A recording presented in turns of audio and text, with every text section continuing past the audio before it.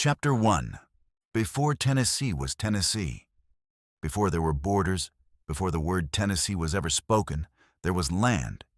Green, rolling, alive. A land of deep rivers and silent forests, mist-shrouded mountains and endless valleys. A land teeming with life, both wild and human. Long before any Europeans arrived with maps and names. This was not a blank canvas waiting to be claimed. It was already written on, carved in stone and soil by civilizations, with memory, language, and gods of their own. Thousands of years before settlers crossed the Appalachian Mountains, ancient peoples had already made their home in what would become Tennessee. Their stories don't begin in 1492 or 1776. They begin with flint and fire, with tools chipped from stone, and with the steady rhythm of generations living and dying on the same soil.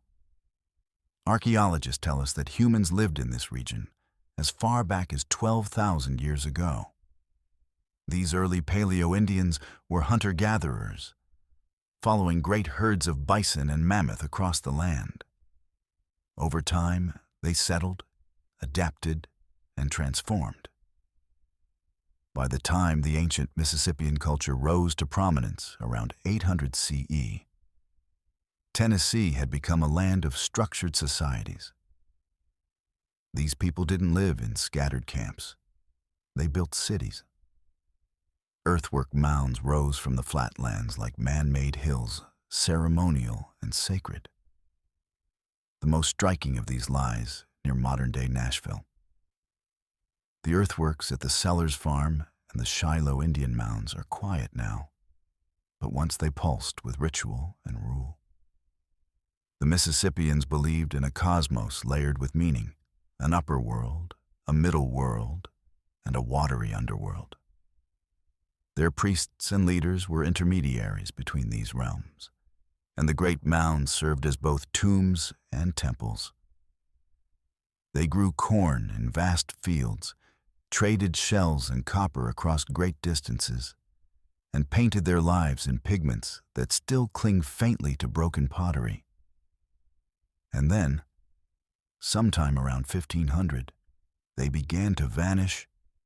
Historians aren't certain why. Perhaps disease brought by early European contact spread before the invaders themselves ever arrived. Perhaps war, famine, or religious collapse unraveled what had once been powerful city-states. What's left are remnants, stone tools, broken pots, bones buried beneath trees. But the land did not stay empty for long. In the wake of the Mississippians came other nations, nations that would shape the next chapter of Tennessee's story. The Cherokee, Chickasaw, Shawnee, and Creek people all laid claim to parts of this territory, each with their own traditions, rivalries, and deeply rooted ties to the land. The Cherokee called themselves the Anivuya, the real people. Their town stretched across the Appalachian foothills and deep into what is now East Tennessee. They lived in timber lodges along riverbanks, farmed corn, beans, and squash, and wove stories of the mountains they held sacred. To them, the ridges of the Smoky Mountains weren't just scenery. They were the bones of the earth, alive with spirit. In Cherokee cosmology, animals once spoke, rivers had power, and dreams could guide destiny. It was a culture rich with metaphor, oral tradition, and ceremony. Farther west, the Chickasaw held dominion. Fiercely independent, the Chickasaw built their towns along the banks of the Mississippi and the western edges of Tennessee. They were known as warriors, as traders, as master horsemen long before horses came to be associated with the plains. They controlled vast trade routes and were deeply skilled in navigating the waterways that braided through the wilderness. Meanwhile, the Shawnee, a more mobile people, drifted through Tennessee in waves, sometimes pushed south by conflict, sometimes drawn by opportunity. Their presence in Middle and East Tennessee was cyclical and contested, often sparking disputes with both the Cherokee and the Chickasaw. Yet, even in these conflicts, there was an understanding that this land, this particular stretch of earth between rivers and ridges, was a prize worth fighting for. Each of these nations, and many more whose names have been lost or altered, told their own origin stories about this place. One Cherokee story speaks of a great buzzard that created the mountains with a flap of its wings. Another tale tells of the Great Spirit placing the first humans at the convergence of rivers, where life could flourish. These were not empty myths. They were roadmaps of meaning, guiding how people lived, where they built homes, when they planted, when they mourned. Even as Europeans began pressing westward in the 17th and 18th centuries, these native cultures were not stagnant. They traded, adopted new technologies, adapted weapons, and formed alliances. Some tribes welcomed the newcomers as partners. Others saw them as threats. And slowly, inevitably, contact turned to conflict. Disease was the first invader. Long before white settlers crossed into Tennessee's fertile valleys, smallpox, measles, and influenza arrived like ghosts ahead of them, spreading through trade networks and claiming lives at horrifying speed. Entire villages were wiped out. Oral traditions were interrupted.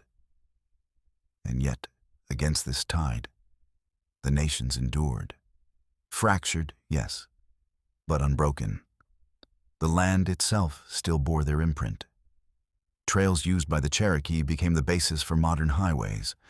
Town names like Chattanooga, Tellico, and Tullahoma echo old words that once carried sacred weight.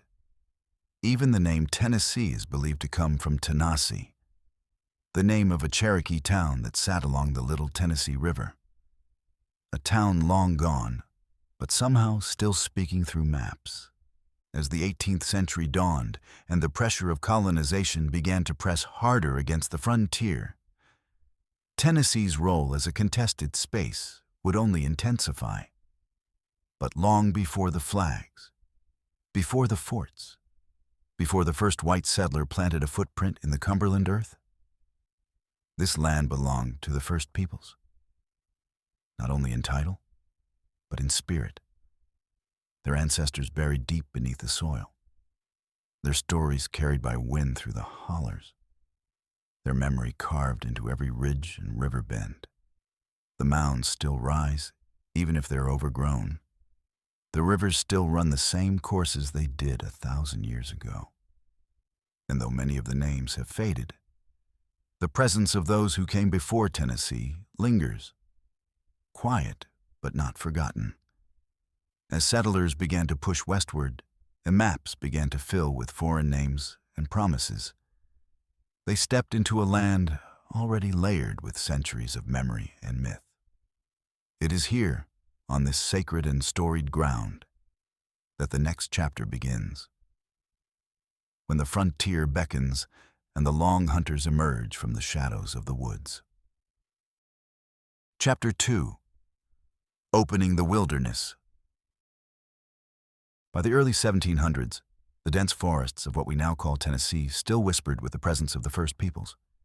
Their trails laced through canebrakes and river crossings, worn smooth by centuries of footsteps.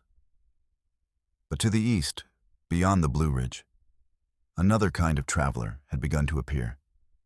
Men with flintlocks, powder horns, and dreams stitched into buckskin. They were restless, hungry for land, and unafraid of silence. They were called Long Hunters. These men were not settlers, not yet. They were scouts, wanderers, shadows in the woods. They came with nothing but their rifles, traps, and grit, spending months or even years, wandering the uncharted wilderness beyond the Appalachian Mountains. What drew them wasn't gold or glory, but game. Deer, bear, elk, and beaver. The frontier was rich with life, and these men knew how to harvest it. Skins and pelts brought money in the colonies, and tales of this untamed paradise reached taverns and hearths from Virginia to Pennsylvania. They called it the land of Holston, the Cumberland country, or simply the Western lands. But to most, it remained a mystery. To the Long Hunters, it was opportunity. Daniel Boone is the name most often remembered, though he was only one among many. Born in Pennsylvania and raised in North Carolina, Boone's legend was already growing when he first passed through the Cumberland Gap in the 1760s. This natural break in the Appalachian chain had long been used by native peoples as a corridor between lands. Boone followed those same trails, eyes wide at the rolling hills, the rivers churning with fish, and the game trails so thick with tracks they looked like roads. He wasn't alone. Men like Elisha Walden, Caspar Mansker, and James Smith left behind their farms and families for the wilderness of Tennessee. They carved their names into trees and cliffs, left caches of supplies under rocks, and etched out paths that would one day become highways. The Long Hunters had no maps. They moved by instinct, by sun and star, and by the advice of those who had walked these woods before. Native guides, rival trappers, or the bones of someone who didn't make it back. They built makeshift camps, smoked their meat, and learned to listen more than speak. For months on end, they would see no settlements, no roads, no fences, just the pulse of the land around them. Every bend in the river could lead to danger. Every rustle in the leaves could be a bear, a panther, or worse, a war party. The hunters were intruders, and they knew it. The Cherokee, Chickasaw, and Creek had not welcomed this new breed of visitor. Raids and skirmishes became common. Some hunters were killed.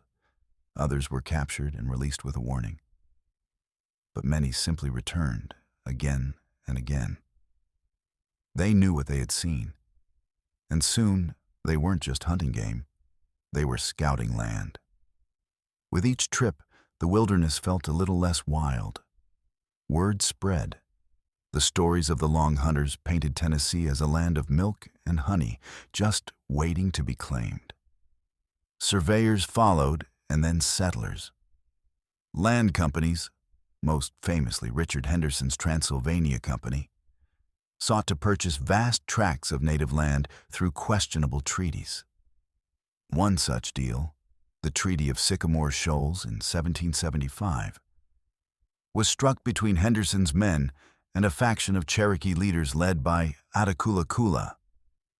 It was here that Daniel Boone was hired to blaze a trail through the wilderness, clearing a path from Virginia through the Cumberland Gap and into Kentucky. They called it the Wilderness Road. But this road was no more than a rough cut through mountains, choked with roots and rock.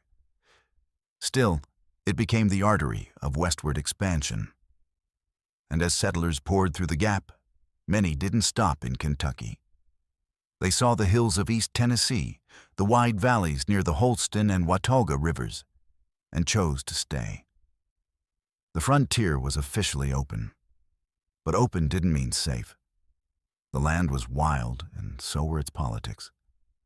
This was still frontier country, unclaimed, unsanctioned, and caught between competing authorities. Virginia said it was theirs. North Carolina laid claim. The native nations insisted it was still theirs by right and blood. And so the settlers, many of whom had once been Long Hunters themselves, did what they always did. They adapted. In 1772, settlers along the Watauga River drafted their own Articles of Association, forming what became known as the Watauga Association. It was one of the first attempts at self-government west of the Appalachians. This was the spirit of Tennessee before it was Tennessee. Independent, pragmatic, and fiercely self-reliant. The Long Hunters had shown the way, but now came the builders, the planters, the families. Still, the frontier was never truly tamed. Every new cabin pushed the boundaries further. Every cleared field meant another ripple in the fragile balance with native nations. And as the American Revolution loomed, Tennessee's frontier would become not just a place of opportunity, but a battlefield for identity, survival, and sovereignty. Yet it all began with a rifle, a trail, and a whisper in the woods. The Long Hunters didn't found cities.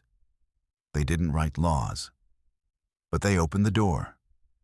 With their footsteps and firelight, they mapped the unknown, not with ink, but with memory. They vanished into the forests and returned with stories that sparked movements. And while most of their names are forgotten, their legacy is not. Their footprints lie beneath every road, every town, every state line that came after. As Tennessee moved closer to becoming a permanent home for thousands of settlers, the lessons of the Long Hunters remained. Courage, caution, and a respect, however reluctant, for the wild forces of the land. In the next chapter, this frontier spirit would begin to organize itself. Communities would rise, governments would form, and a strange idea would emerge from the edge of the wilderness. What if these backwoodsmen governed themselves? And so, out of rifle smoke and a forest trail, came the seeds of a republic, not just of landowners and lawmakers, but of those who dared to go where no roads yet led. Chapter 3. Watauga and the Birth of Self-Government.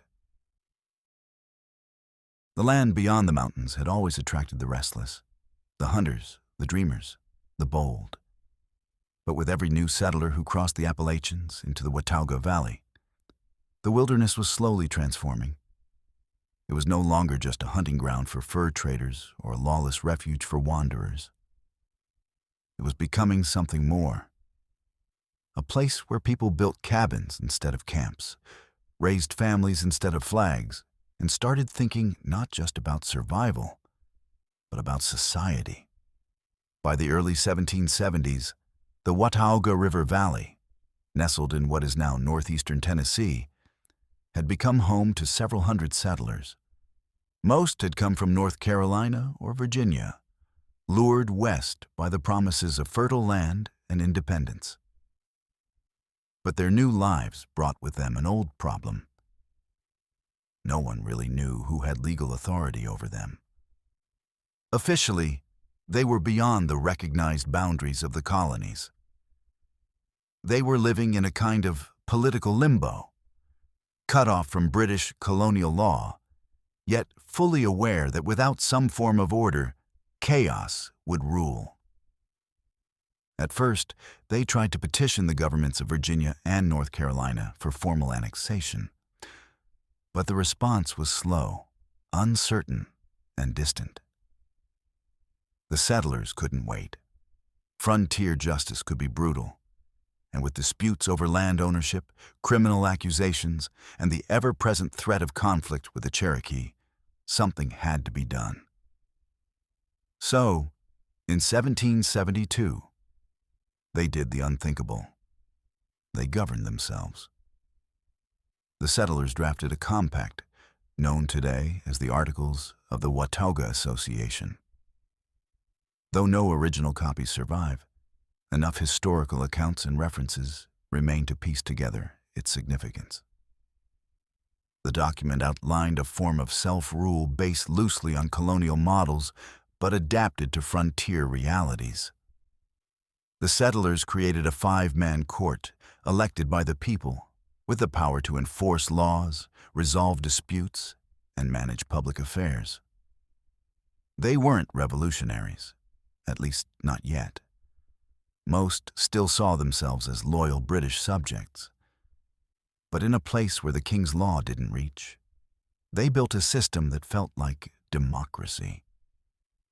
This was one of the earliest expressions of American self-government west of the Appalachians. No royal charter authorized it. No colonial governor approved it. It was born out of necessity and shaped by the rugged independence of the men and women who called the Watauga Valley home. They farmed, traded, and built their lives under this new system, quietly, efficiently, and with a growing sense of ownership over their destiny. But no frontier story stays peaceful for long. The Watauga settlement sat on land that belonged, by treaty and by tradition, to the Cherokee Nation. For a time, relations were relatively stable.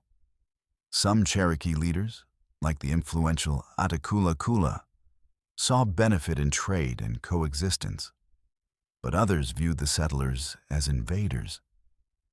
Tensions rose when the settlers signed a lease with some Cherokee leaders, hoping to formalize their right to the land. To the British government, this was illegal. Private citizens couldn't negotiate treaties with native nations. But the settlers weren't concerned with legal niceties. They were concerned with survival. Then came the turning point. In 1775, as revolutionary fervor stirred in the colonies, Richard Henderson's Transylvania Company tried to purchase a vast tract of land, including much of modern-day Tennessee and Kentucky, from the Cherokee. The deal, struck at Sycamore Shoals, was ambitious and controversial. Daniel Boone, working for Henderson, began blazing the Wilderness Road. But not all Cherokee agreed to the sale, especially a fiery young leader named Dragging Canoe.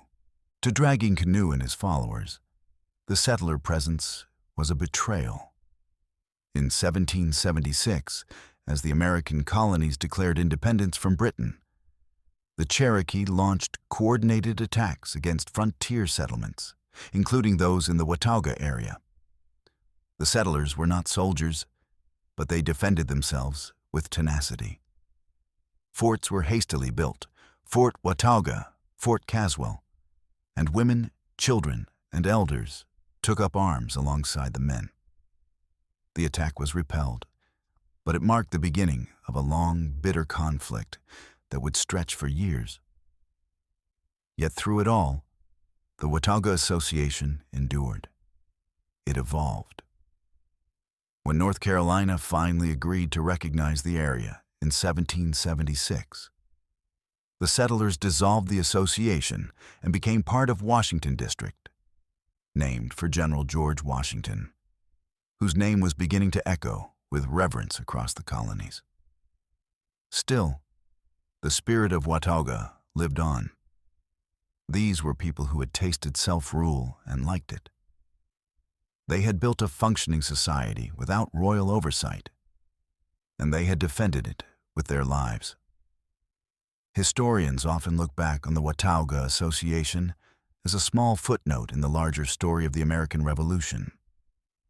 But in truth, it was a spark, a preview of what the American frontier would become, not just a place of expansion, but of experimentation. Here, in the valleys of eastern Tennessee, ordinary people had taken extraordinary steps to govern themselves. They weren't waiting for permission. They were writing their own rules. And they weren't done yet. The land around the Watauga River was just the beginning. More settlers were coming, drawn by stories of fertile soil and self-made justice. The frontier was pushing westward. Rivers would be crossed, towns would be founded, and new systems of government would rise and fall in the coming decades. But the precedent had been set. The idea had taken root, that in this wild land, people could shape their own future. As the echoes of revolution spread through the colonies and war consumed the eastern seaboard, the people of the Watauga settlements watched from the hills.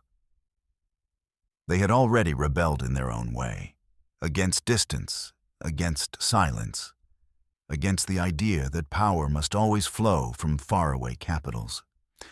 They had chosen something different, a frontier republic, born not in theory, but in practice. The wilderness had taught them to be self-reliant, The lawlessness had taught them to build order. And now, as the fires of revolution climbed higher across the continent, these mountain settlers would not be spectators. They would be participants. The next chapter in Tennessee's story would be written with muskets, maps, and marching boots, because war was coming, and this time, the frontier would fight back. Chapter 4: Revolution and Rebellion.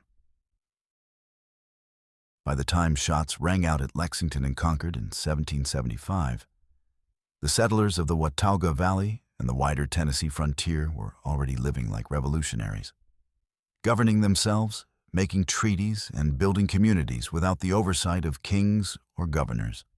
They had fought off attacks, survived harsh winters, and forged an identity rooted in independence. But now, that spirit would be tested by a war that reached far beyond their ridgelines and riverbanks.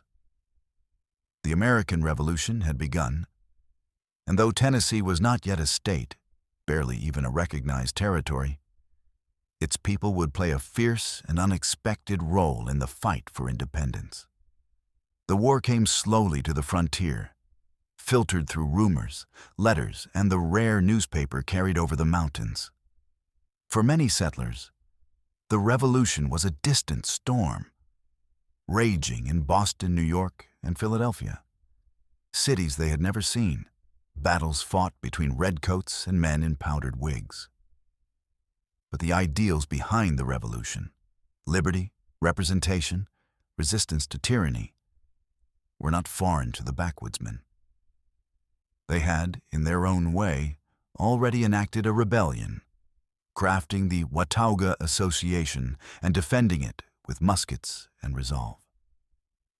When news of open war against Britain finally reached them, it didn't ignite rebellion.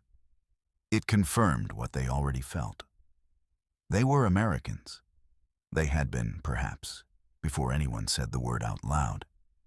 Still, the war on the frontier looked different than the battles fought in the East. Here, there were no formal lines, no marching armies in bright uniforms. Here, war came in ambushes, raids, and sudden strikes.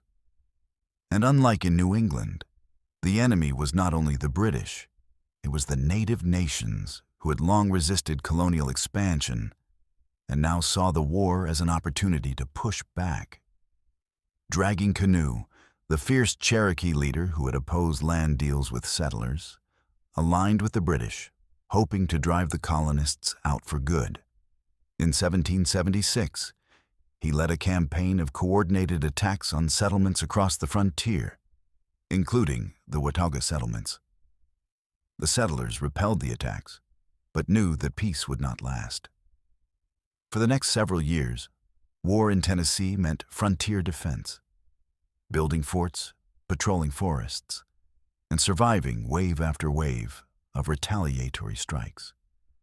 But Tennessee's most dramatic contribution to the Revolution came not in defense, but in offense.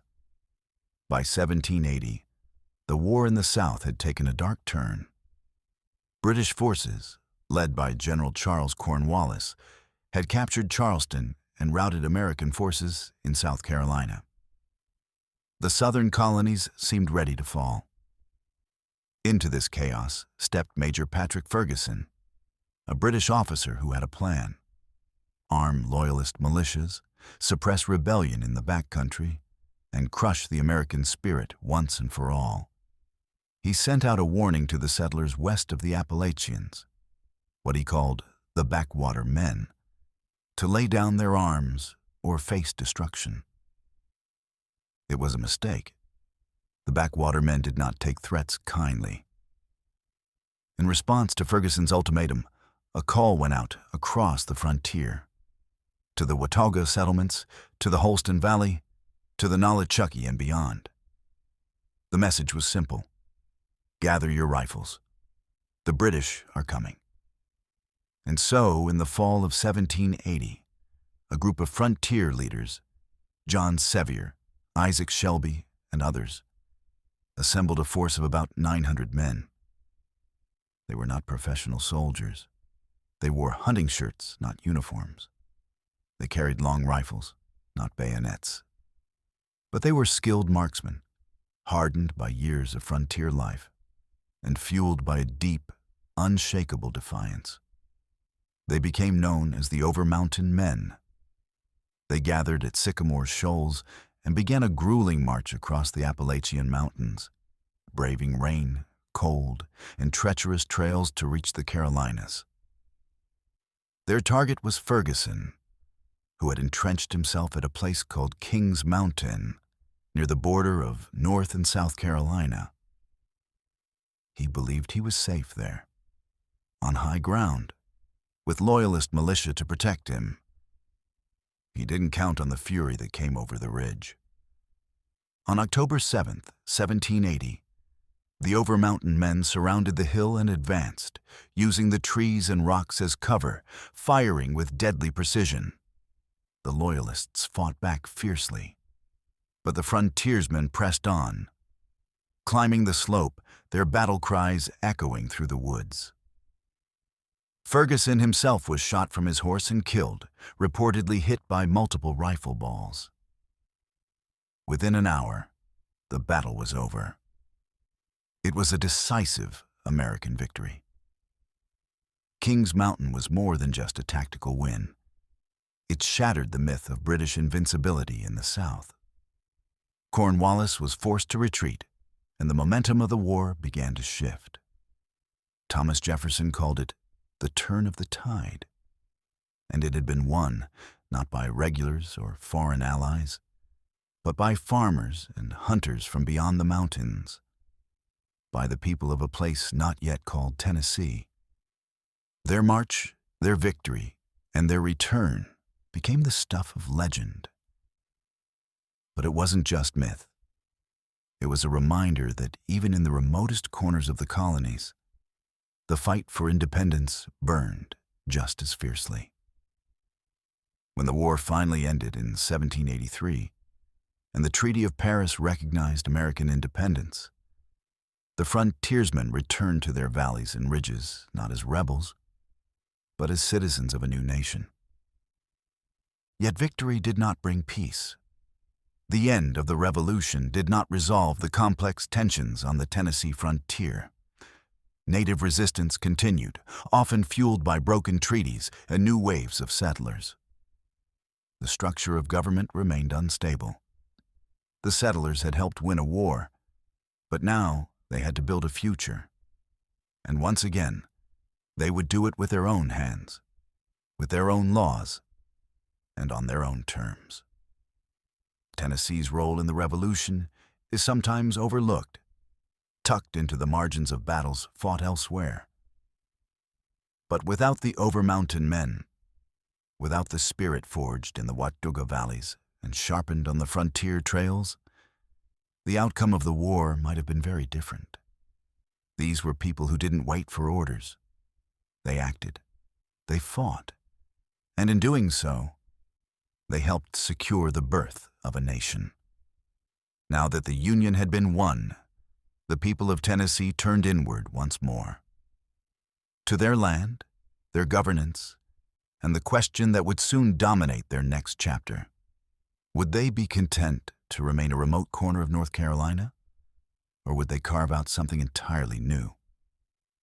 The wilderness was changing, and so were its people. Revolution had given them freedom. What came next was the task of shaping a state. Chapter 5. State of Franklin. The war was over, but the frontier was far from settled. In the smoky valleys and ridgelines of what is now eastern Tennessee, the people who had fought so fiercely for independence found themselves in a strange new limbo. They were part of a free country now, yes, but they were also still isolated, forgotten by distant governments, and left to wrestle with their own uncertain future. In the eyes of the new United States, they were technically citizens of North Carolina. But the mountains that had always divided them from the eastern cities now felt steeper than ever. Roads were impassable, courts were distant, taxes were rising, and help, when it came at all, was too little and too late. So once again, the people of the frontier did what they always had. They took matters into their own hands. What followed was one of the strangest and most ambitious episodes in early American history, the story of the state of Franklin, a state that never was. It began in 1784. North Carolina, deep in debt after the war and struggling to manage its far western counties, abruptly ceded that land to the federal government. Just like that, the people of the Tennessee frontier were told they no longer belonged to any state. They were now a federal district, unrepresented, unprotected, and directionless. To many settlers, it felt like abandonment. And even when North Carolina changed its mind and repealed the cession a few months later, the damage had already been done. Trust was broken. The people beyond the mountains had already begun imagining something different. They envisioned a new state, independent, organized, and governed by men who understood frontier life. It would be called Franklin, perhaps in honor of Benjamin Franklin himself, though he would later distance himself from the cause. The movement gained momentum quickly. In August 1784, a convention met in Jonesboro, and by the end of the year, the would-be state had a provisional government in place. In early 1785, a formal petition for statehood was sent to Congress. They were serious. Franklin had all the trappings of a state: a constitution, a governor, a legislature, courts, and even a militia. John Sevier, the war hero and over-mountain man who had fought at Kings Mountain, was elected as its first and only governor. He was a man the people trusted, known for his courage, charisma, and deep roots in the region. Under his leadership, Franklin began to operate like a state in every way, but that name, state, was the problem. According to the Articles of Confederation, it required a 2/3 majority of Congress to admit a new state. When the vote came, Franklin fell short by just 2 votes. Legally, it remained part of North Carolina. But on the frontier, law was often what people agreed it was. The people of Franklin decided to press on, statehood or not. They created their own county system, levied taxes, and negotiated treaties with native nations, some of which deeply angered both the Cherokee and the federal government. For a time, the experiment seemed to hold. Franklin governed itself, collected revenues, and tried to maintain order. But cracks soon began to show. Factionalism grew. Some settlers remained loyal to North Carolina, while others backed Franklin. Disputes turned bitter. At times, there were 2 parallel governments operating in the same territory: 2 sets of courts, 2 tax collectors, 2 sets of laws. Confusion reigned, and then came the collapse. By 1787, North Carolina had reasserted its authority in the region and began actively undermining the Franklin government. Tensions between the 2 factions escalated, and in February 1788, it turned violent. In what became known as the Battle of Franklin, armed supporters of the state government clashed with those loyal to North Carolina. Shots were fired, houses were ransacked. At one point, John Sevier himself was arrested by North Carolina authorities, though he was later released. The dream of Franklin was unraveling. By the end of that year, the last remnants of the Franklin government dissolved. Some counties quietly returned to North Carolina's control. Others resisted longer. But the cause was lost. The state of Franklin vanished into history, a bold experiment that had flared brightly and then been snuffed out by politics, miscalculation, and the grinding pressure of reality. Still, the spirit of Franklin never quite died. It left behind something more lasting than borders or laws. It left a mindset. The settlers who had rallied behind the idea of Franklin had done so because they believed in self-rule, in local governance, and in the right to chart their own course. That belief would echo loudly in the years to come as Tennessee moved toward official statehood.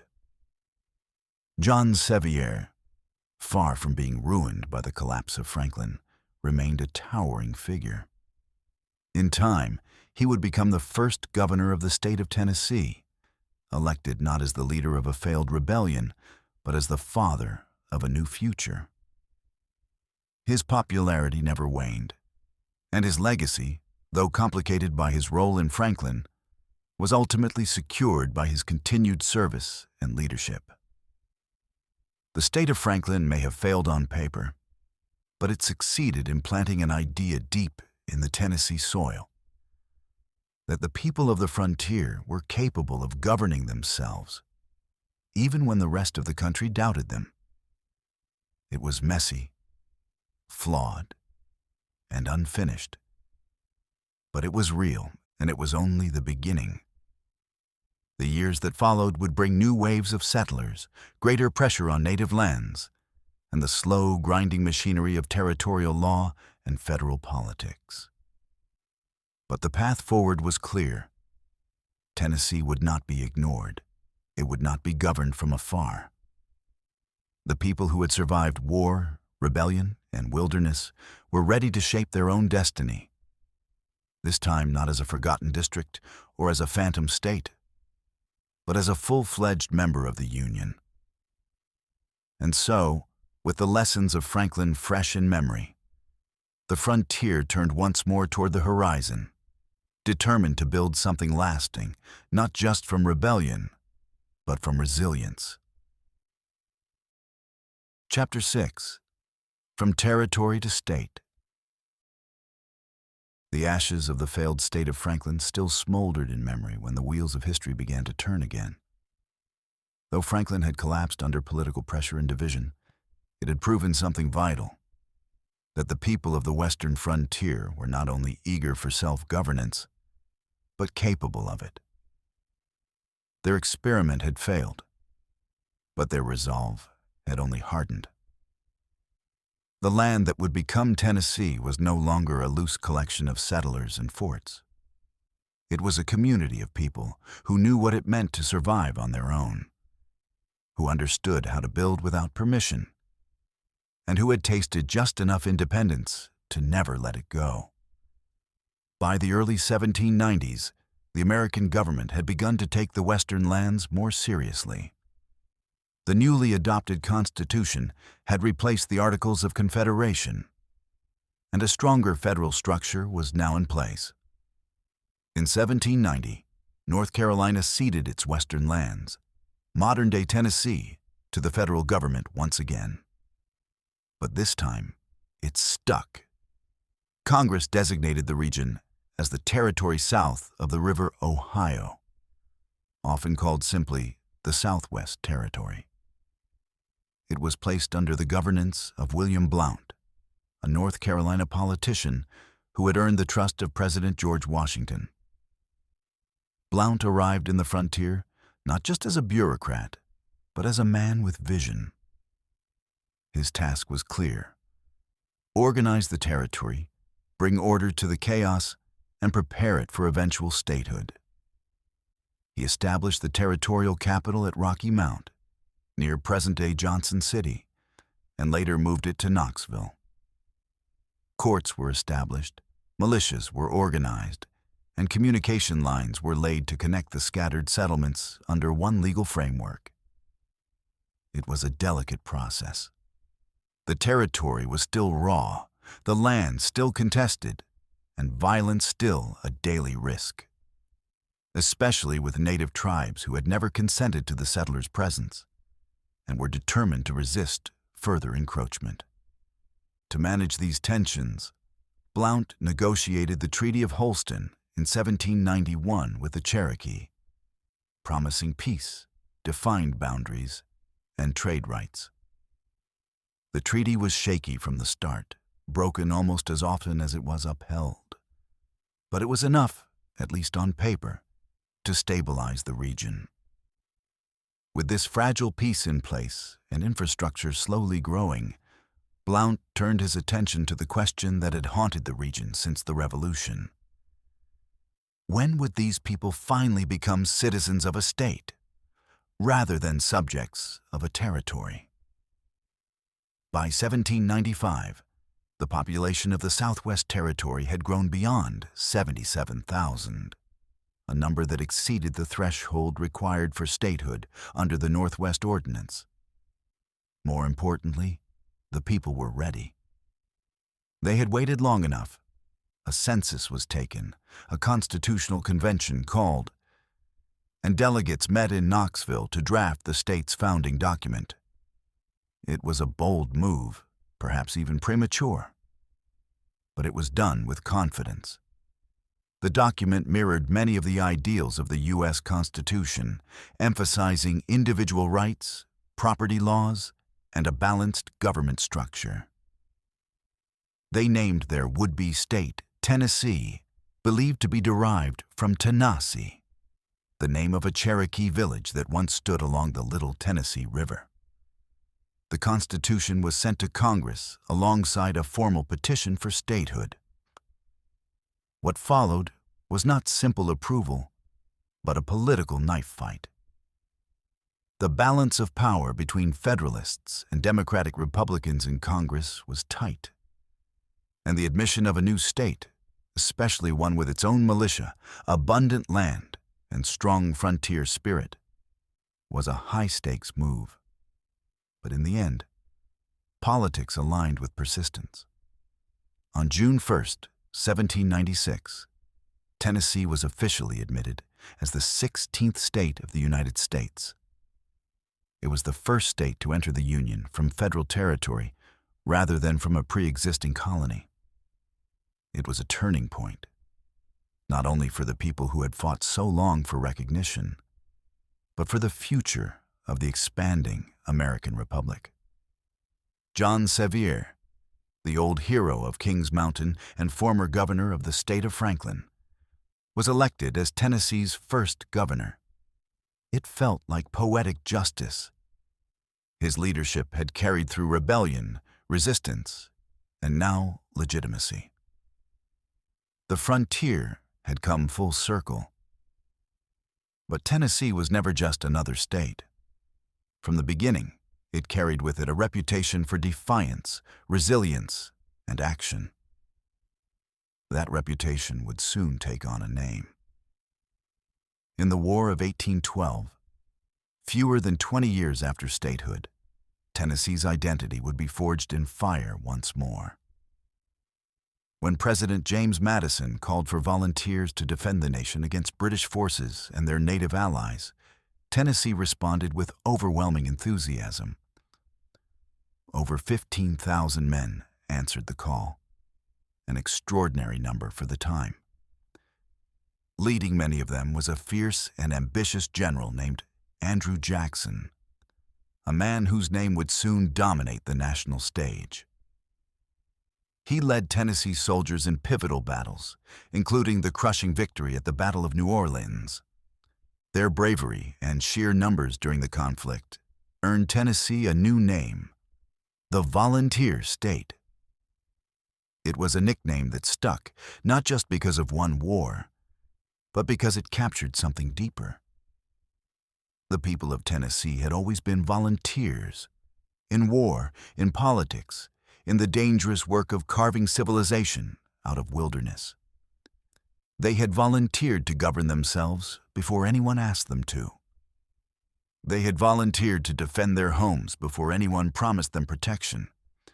And now, they were volunteering to defend a nation they had helped build from its raw beginnings. Tennessee's journey from disputed frontier to official statehood was never smooth, never easy, and never clean. It was shaped by stubborn farmers, trail-worn hunters, passionate leaders, and countless anonymous settlers who lived and died without seeing their names in print. It was shaped by defiance and belief, by failed experiments and determined renewal. And it was only just beginning.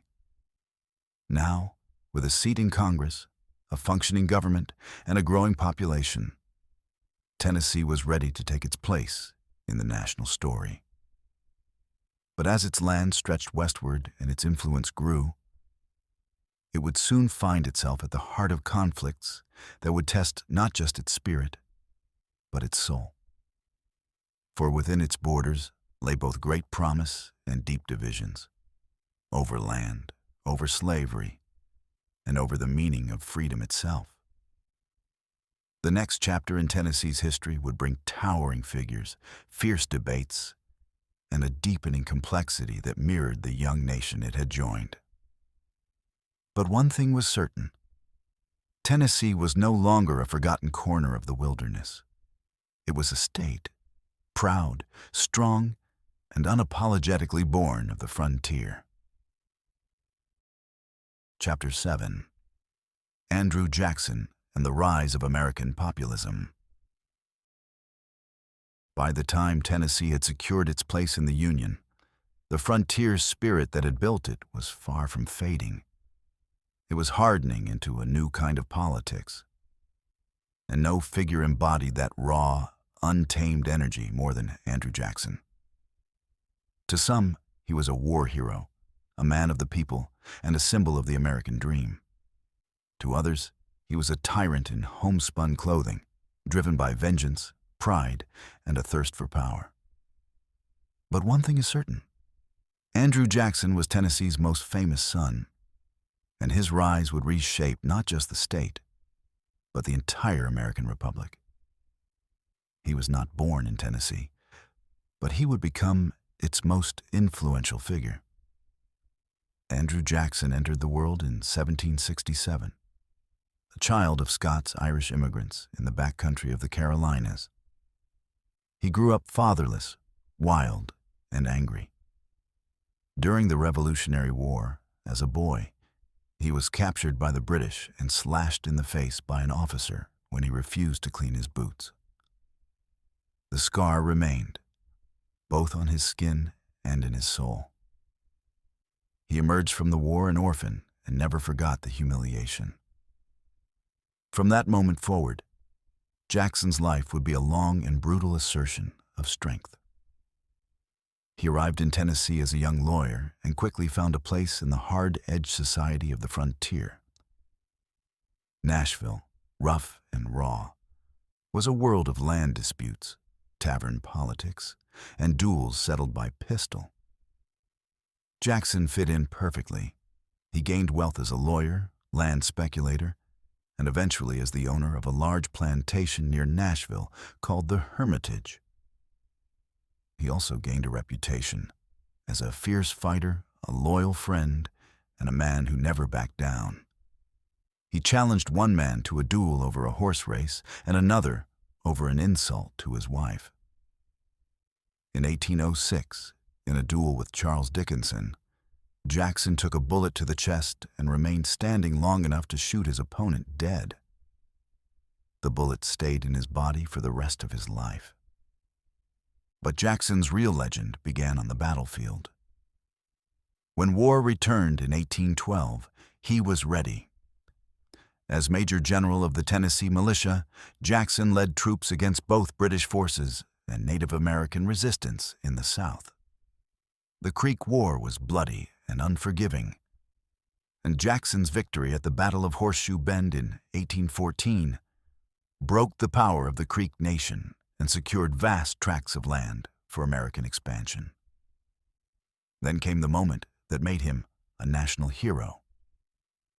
In January 1815, with the War of 1812 drawing to a close, British forces launched a major assault on New Orleans. Jackson, outnumbered and fighting on unfamiliar ground, cobbled together a ragtag army of militiamen, pirates, free black soldiers, and frontiersmen. What followed was one of the most lopsided victories in American military history.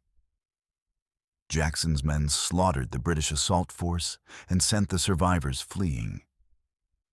The Battle of New Orleans took place after the peace treaty had technically been signed in Europe. But news traveled slowly, and the effect was the same. Jackson became a household name. To the American public, he had saved the nation from humiliation and proved that the spirit of the frontier could triumph over the might of empires. Tennessee basked in his glory. Jackson had risen from its soil, carried its rough courage into battle, and returned a conquering hero. But war had merely prepared him for the next battlefield. Politics. He ran for president in 1824, entering a crowded and bitterly divided race. Though Jackson won the popular vote and the most electoral votes, he did not achieve a majority. The election was thrown to the House of Representatives, where a political deal handed the presidency to John Quincy Adams. Jackson's supporters cried foul, calling it a corrupt bargain, and the outrage carried Jackson into a relentless campaign for redemption. 4 years later, in 1828, he won the presidency in a landslide. It was a revolution. Jackson had not come from wealth or elite education. He was not a statesman in the mold of Jefferson or Madison. He was the first president from the American frontier, and he brought that rough sensibility into the White House. His inauguration drew massive crowds of farmers, tradesmen, and veterans. Washington elites looked on in horror as the people flooded the Capitol, muddy boots and all. But Jackson reveled in it. He called it a victory for democracy, and his presidency would embody that ideal, though not always gently. Jackson reshaped American politics. He crushed the old Federalist ideas of centralized power and elite control, instead embracing what became known as Jacksonian democracy, a movement that expanded voting rights to all white men, not just property owners. He positioned himself as the defender of the common man, and for many, he was. But his definition of the people was narrow. Enslaved people, women, and Native Americans were excluded from his vision of America, and under his leadership, their suffering would only deepen. His presidency was marked by fierce battles over the Bank of the United States, which he saw as a corrupt institution serving the wealthy, over federal authority, and most infamously, over Indian removal.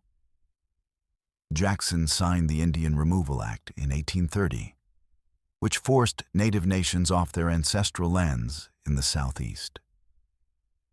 The policy led to the Trail of Tears, a brutal forced march that killed thousands. Jackson saw it as necessary for American expansion. History sees it as one of the darkest stains on his legacy. Yet for all his contradictions, Jackson remained immensely popular. He won re-election in 1832 and left office in 1837 as one of the most powerful and polarizing figures in American history. To his supporters, he was a champion of democracy and national strength. To his critics, he was a demagogue who governed by vengeance and force. He had centralized power while claiming to defend the people. He had advanced the frontier while destroying those who had lived on it first. Through it all, Tennessee remained his stronghold. He returned to the Hermitage in retirement, still beloved by many, still feared by some. His name would shape the state for generations, cities, counties, and schools bearing it proudly. His face would eventually appear on currency. But his legacy would never be simple. Andrew Jackson was the frontier made flesh, scarred, proud, violent, and unrelenting. He took the energy of early Tennessee, the self-governed towns, the Long Hunters, the Backwoods Rebellion, and brought it into the national spotlight. He gave a voice to the voiceless, even as he silenced others. He lifted some men up and crushed others beneath the wheels of progress. He was both a man of the people and a man who made himself a force of nature. And with Jackson's rise, Tennessee was no longer just a place of settlers and survival. It had become the crucible of American populism, a state whose sun had risen from duels and dust to reshape the presidency itself. But the frontier had not yet finished producing leaders, nor had the state yet escaped the conflicts brewing beneath its surface. As Jackson stepped away from power, a new century loomed, one that would test Tennessee's conscience as much as its character. Chapter 8. Slavery, Cotton, and Division. The glory of the frontier had begun to fade, replaced by railroads, markets, and political maps. Tennessee, once a land of scrappy pioneers and backwoods republics, was now a fully integrated state with towns, plantations, and ambitions. But as the 19th century moved forward, the very forces that had built the state began to pull it apart. Beneath the surface of economic growth and political influence, Tennessee found itself walking a tightrope between two worlds, the industrializing North and the agrarian, slave-holding South. It was a crossroads state, both geographically and morally. And in the decades leading to the Civil War, that position would become harder and harder to hold. Cotton was king. And like so much of the American South, Tennessee had bowed before it. The invention of the cotton gin in the late 18th century had transformed agriculture across the region. What had once been labor-intensive and inefficient became wildly profitable. In the rich soils of West Tennessee, plantations flourished. Vast fields stretched out under the sun, white with cotton bolls and dark with the backs of enslaved laborers. Towns like Memphis rose quickly along the Mississippi River, becoming booming trade centers where cotton was shipped south to New Orleans and beyond. With cotton came wealth, and with wealth came power. But that power rested on human bondage. By the mid-1800s, slavery had become deeply embedded in Tennessee's western and central regions. Though not as reliant on plantation agriculture as states like Mississippi or South Carolina, Tennessee still ranked among the largest slaveholding states in the Union. Enslaved men, women, and children worked not just in the fields, but in homes, shops, and even factories. In cities like Nashville, slavery was integrated into every layer of society. Slave markets operated in the open. Newspaper ads listed human beings next to horses and furniture. The wealth of many of Tennessee's leading families was built on backs that had no freedom, no rights, and no voice. But Tennessee was never a monolith. East of the Cumberland Plateau, the landscape changed. The rugged terrain of East Tennessee didn't lend itself to sprawling plantations. Here, small farms dotted the hills and valleys, worked by white families who often owned no slaves at all. The economy was more modest, more localized, and more independent. With fewer enslaved people and less economic dependence on cotton, East Tennessee developed a culture that diverged sharply from its western counterpart.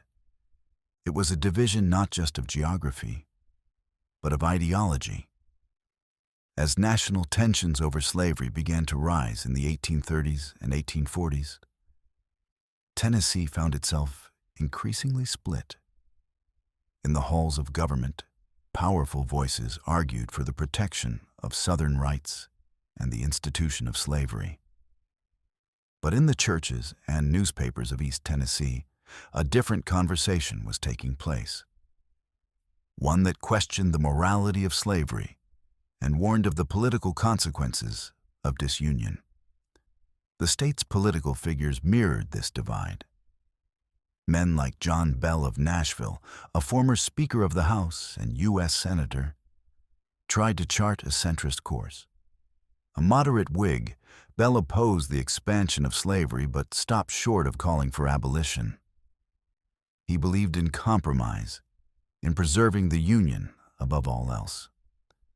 Others, like Governor Isham G. Harris, grew increasingly aligned with the fire eaters of the Deep South, men who viewed secession not as a threat, but as a righteous path forward. Still, for a time, Tennessee held together. The economy grew, railroads expanded, Nashville became a hub for banking and trade, while Memphis thrived as a river port. Immigration, though modest, brought new communities into the state. But beneath the surface, the contradictions deepened. The wealth of cotton and the reality of slavery stood in sharp contrast to the growing currents of industrialization, education, and reform. Tennessee was both a reflection of the Union and a warning about its fractures. The 1850s brought the cracks closer to the surface. The Compromise of 1850, the Kansas-Nebraska Act, and the violent skirmishes over slavery in the territories forced Tennesseans to confront questions they had long tried to sidestep. Could slavery coexist with democracy? Could the South remain in the Union without losing its economic foundation? And what role would Tennessee play when the inevitable reckoning came? Public opinion fractured. Debates turned personal. Communities were split by allegiances that had nothing to do with geography and everything to do with conscience.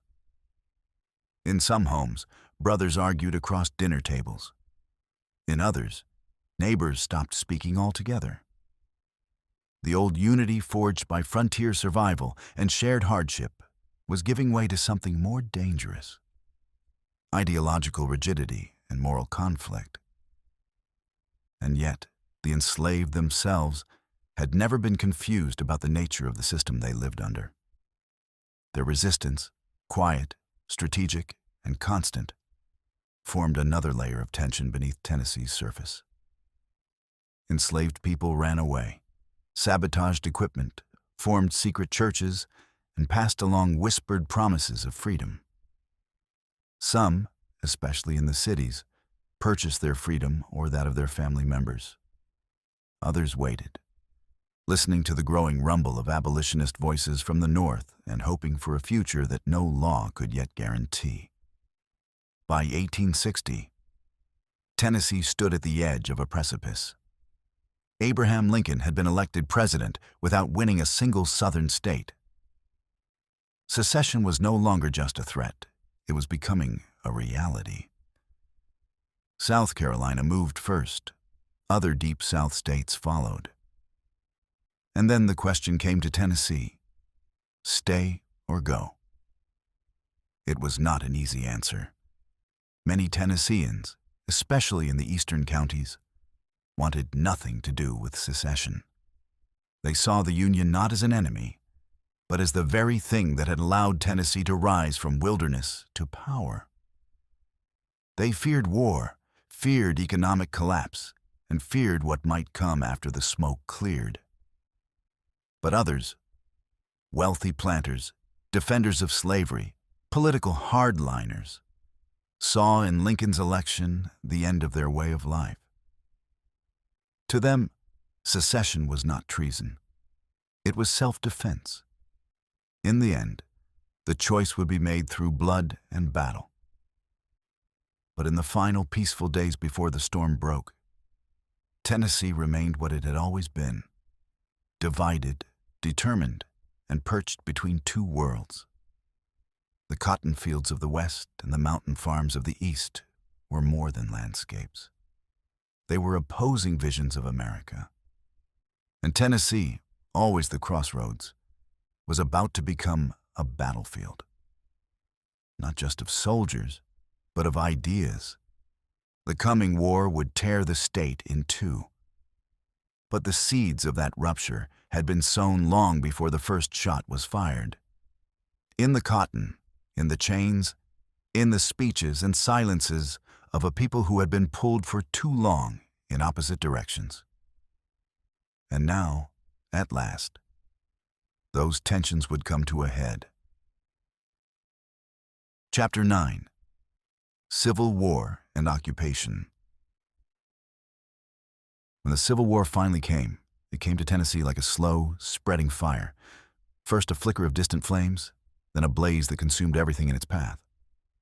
Unlike the Deep South, where secession had been swift and defiant, Tennessee hesitated.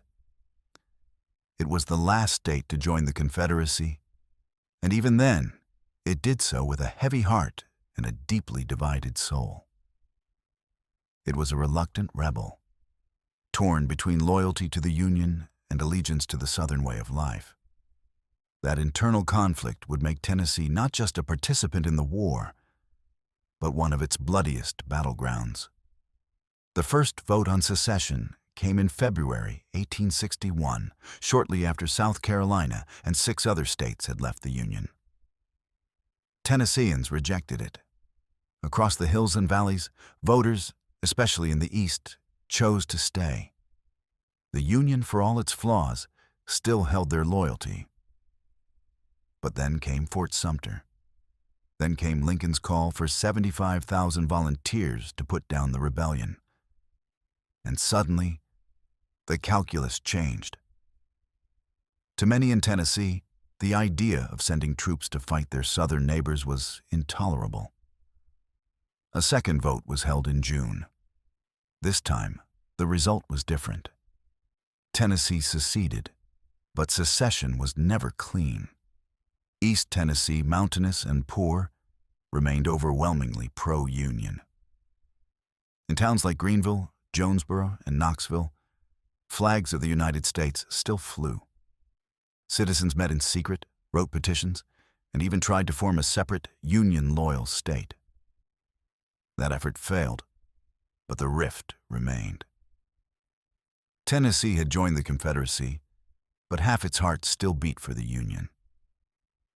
As the war dragged on, Tennessee's geography made it a strategic prize. It was a gateway to the Deep South, a land of rivers, railroads, and roads that armies would need to control. The Mississippi River to the west, the Cumberland and Tennessee rivers slicing through the interior, the rail lines linking Nashville to Atlanta and beyond, all made the state a military chessboard.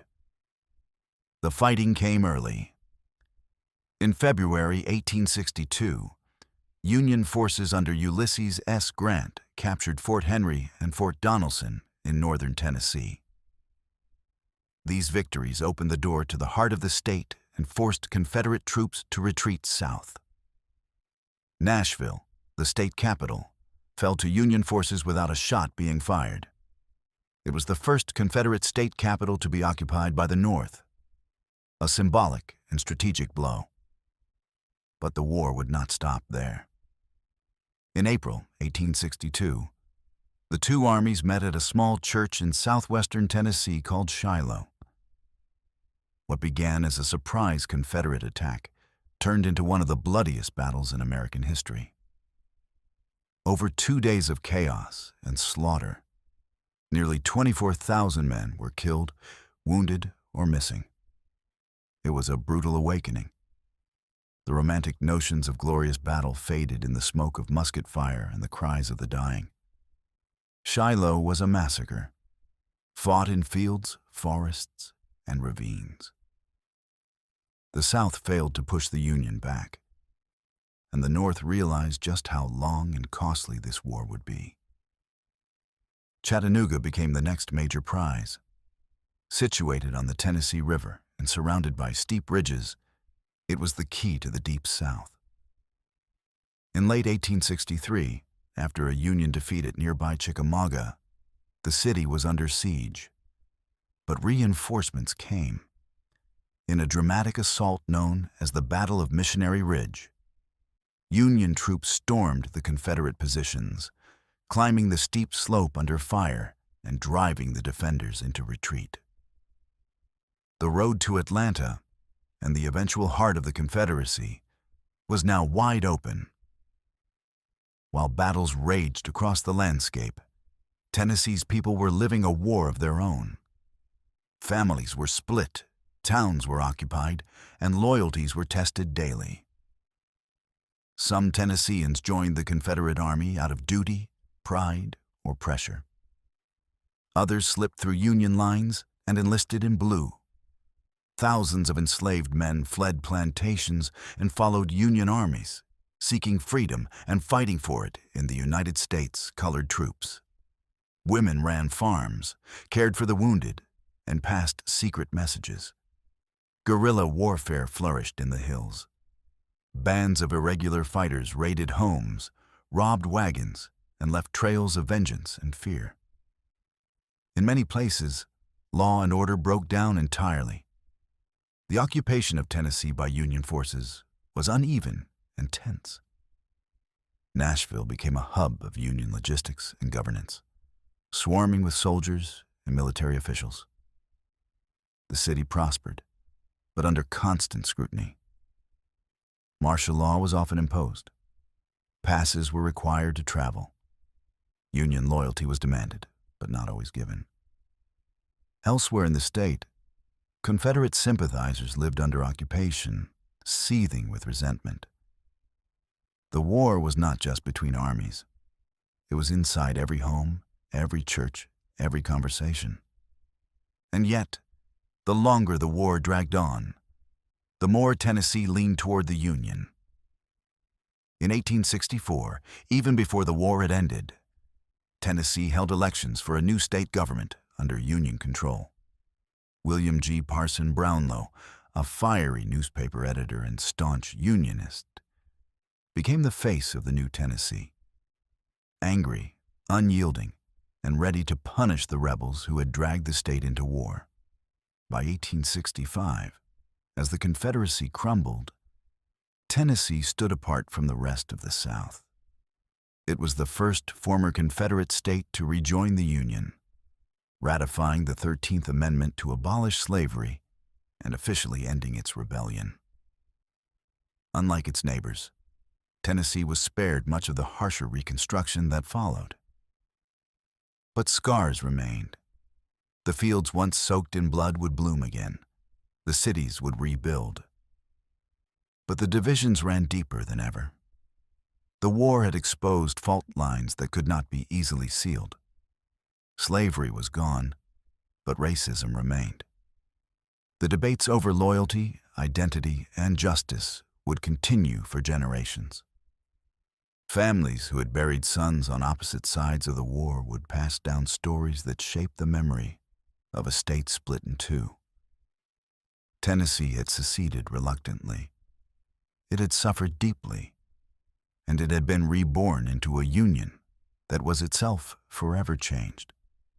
The battleground had quieted, but the echoes of war would shape its politics, its people, and its place in the American story for decades to come. In the years that followed, Tennessee would try to reconcile its contradictions, to be both Southern and Unionist, both proud and penitent. The next chapter would be one of rebuilding, redefining, and remembering. But the war had left its mark. Tennessee had been a battlefield, and the ground still trembled with the memory. Chapter 10. Reconstruction and Resistance. The guns had gone silent, but Tennessee was far from at peace. The war was over, the Confederacy defeated, and slavery legally abolished. But victory had not brought unity. The state, like the rest of the South, stood in the rubble of its old world, dazed and uncertain. Farms were burned. Families were broken. Thousands of men had not returned. And in the void left by war, a new battle began. Not fought with muskets and cannon, but with laws, ideas, and all too often, terror. Tennessee was the first Confederate state to be readmitted to the Union. That fact alone set it apart. Under the leadership of Governor William G. Brownlow, a former preacher turned firebrand editor, Tennessee moved quickly to ratify the 13th Amendment and formally abolish slavery. Brownlow, a fierce Unionist who had endured imprisonment during the war, returned to power with a vengeance. He aimed not just to reconstruct Tennessee, but to punish the rebels who had tried to destroy the Union. Under his watch, former Confederates were stripped of their voting rights and barred from holding public office. Unionists, once a persecuted minority in many parts of the state, now held the reins. But Reconstruction was never a smooth road. The sudden emancipation of over 275,000 formerly enslaved people in Tennessee reshaped the entire structure of society. Freedmen searched for family members, negotiated labor contracts, and built schools, churches, and businesses. In cities like Nashville and Memphis, vibrant black communities emerged, filled with hope and determination. Organizations like the Freedmen's Bureau worked to provide food, legal assistance, and protection, while Northern missionaries arrived to establish schools. Education, long denied to black Tennesseans, became a powerful new weapon in the fight for freedom. Yet with every step forward came a backlash. Many white Tennesseans, especially those who had supported the Confederacy, saw these changes not as progress, but as humiliation. The idea that formerly enslaved people could vote, hold office, or demand fair treatment was, to them, a threat to the very foundation of their world. And so resistance began to brew. In the town of Pulaski, Tennessee, in 1865, that resistance took form in the shadows. 6 former Confederate soldiers gathered in secret, draping themselves in robes and masks, borrowing symbols from the occult and the theatrical. They called themselves the Ku Klux Klan. At first, it was described as a social club, but its true purpose became clear almost immediately: to use fear and violence to reassert white dominance in a world that was changing too fast for many to accept. The Klan spread like wildfire across Tennessee and the South. Its members terrorized black communities, assaulted teachers, burned churches, and lynched men who dared to vote or speak out. They also targeted white Republicans and Unionists, anyone seen as an ally to the new order. The robes and hoods provided anonymity, but the message was always clear. Reconstruction would be resisted not just in courts or legislatures, but through brute force. Governor Brownlow fought back with every tool at his disposal. He organized a loyal state militia to combat the Klan and pushed for harsh laws against political violence. Under his leadership, Tennessee passed sweeping civil rights measures, including protections for black voters and legal recognition for black marriages and institutions. But enforcement was patchy, especially in rural areas where the Klan held sway. Local sheriffs looked the other way. Judges delayed trials, and many victims were too afraid to speak. The struggle was not just physical. It was also political. The battle between radical Republicans, who supported aggressive Reconstruction and black civil rights, and conservative Democrats, who sought a return to antebellum norms, defined the era. In Tennessee, this meant years of bitter elections, violent rallies, and contested control. Freedmen, newly enfranchised, voted in large numbers and helped elect black legislators for the first time in the state's history. Their presence in the legislature was a powerful symbol, but it also drew fierce opposition. By the early 1870s, the tide began to turn. Nationally, Northern support for Reconstruction was weakening. Economic concerns, political fatigue, and increasing violence in the South led many to question whether the effort could succeed. In Tennessee, the Democratic Party regained strength, and in 1870, a new state constitution was adopted. While it preserved some reforms, it also restructured power in ways that began to roll back the progress made. Former Confederates were slowly allowed to return to political life, and as they did, the mechanisms of white supremacy reasserted themselves. By 1875, the Klan had been officially outlawed, but its spirit remained. Other groups, often less organized but equally violent, continued its work. Poll taxes, literacy tests, and intimidation would soon become tools to suppress black political power. The promises of Reconstruction began to unravel, not all at once, but piece by piece. Yet even in this climate of repression, resistance endured. Black communities did not vanish. They adapted. They built mutual aid societies, ran their own newspapers, trained lawyers and teachers, and held fast to the belief that equality was not just a dream, but a right. The memory of slavery was still fresh, but so too was the memory of freedom, hard-won and deeply valued. Tennessee, in many ways, reflected the story of Reconstruction in miniature. A burst of idealism, followed by violent pushback, followed by compromise and regression. But it was also a state where the battle lines had never been simple. Unionist towns and Confederate plantations had always stood side by side. The tension between progress and tradition, between justice and fear, would continue to shape its politics long after the Reconstruction era officially ended. The war had shattered the old world, but the new one remained incomplete.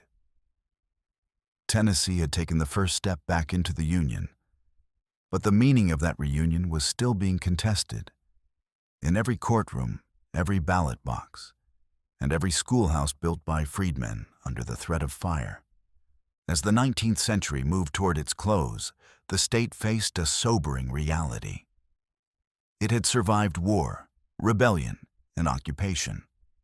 It had experimented with freedom and equality, and it had also birthed resistance that would haunt the nation for generations.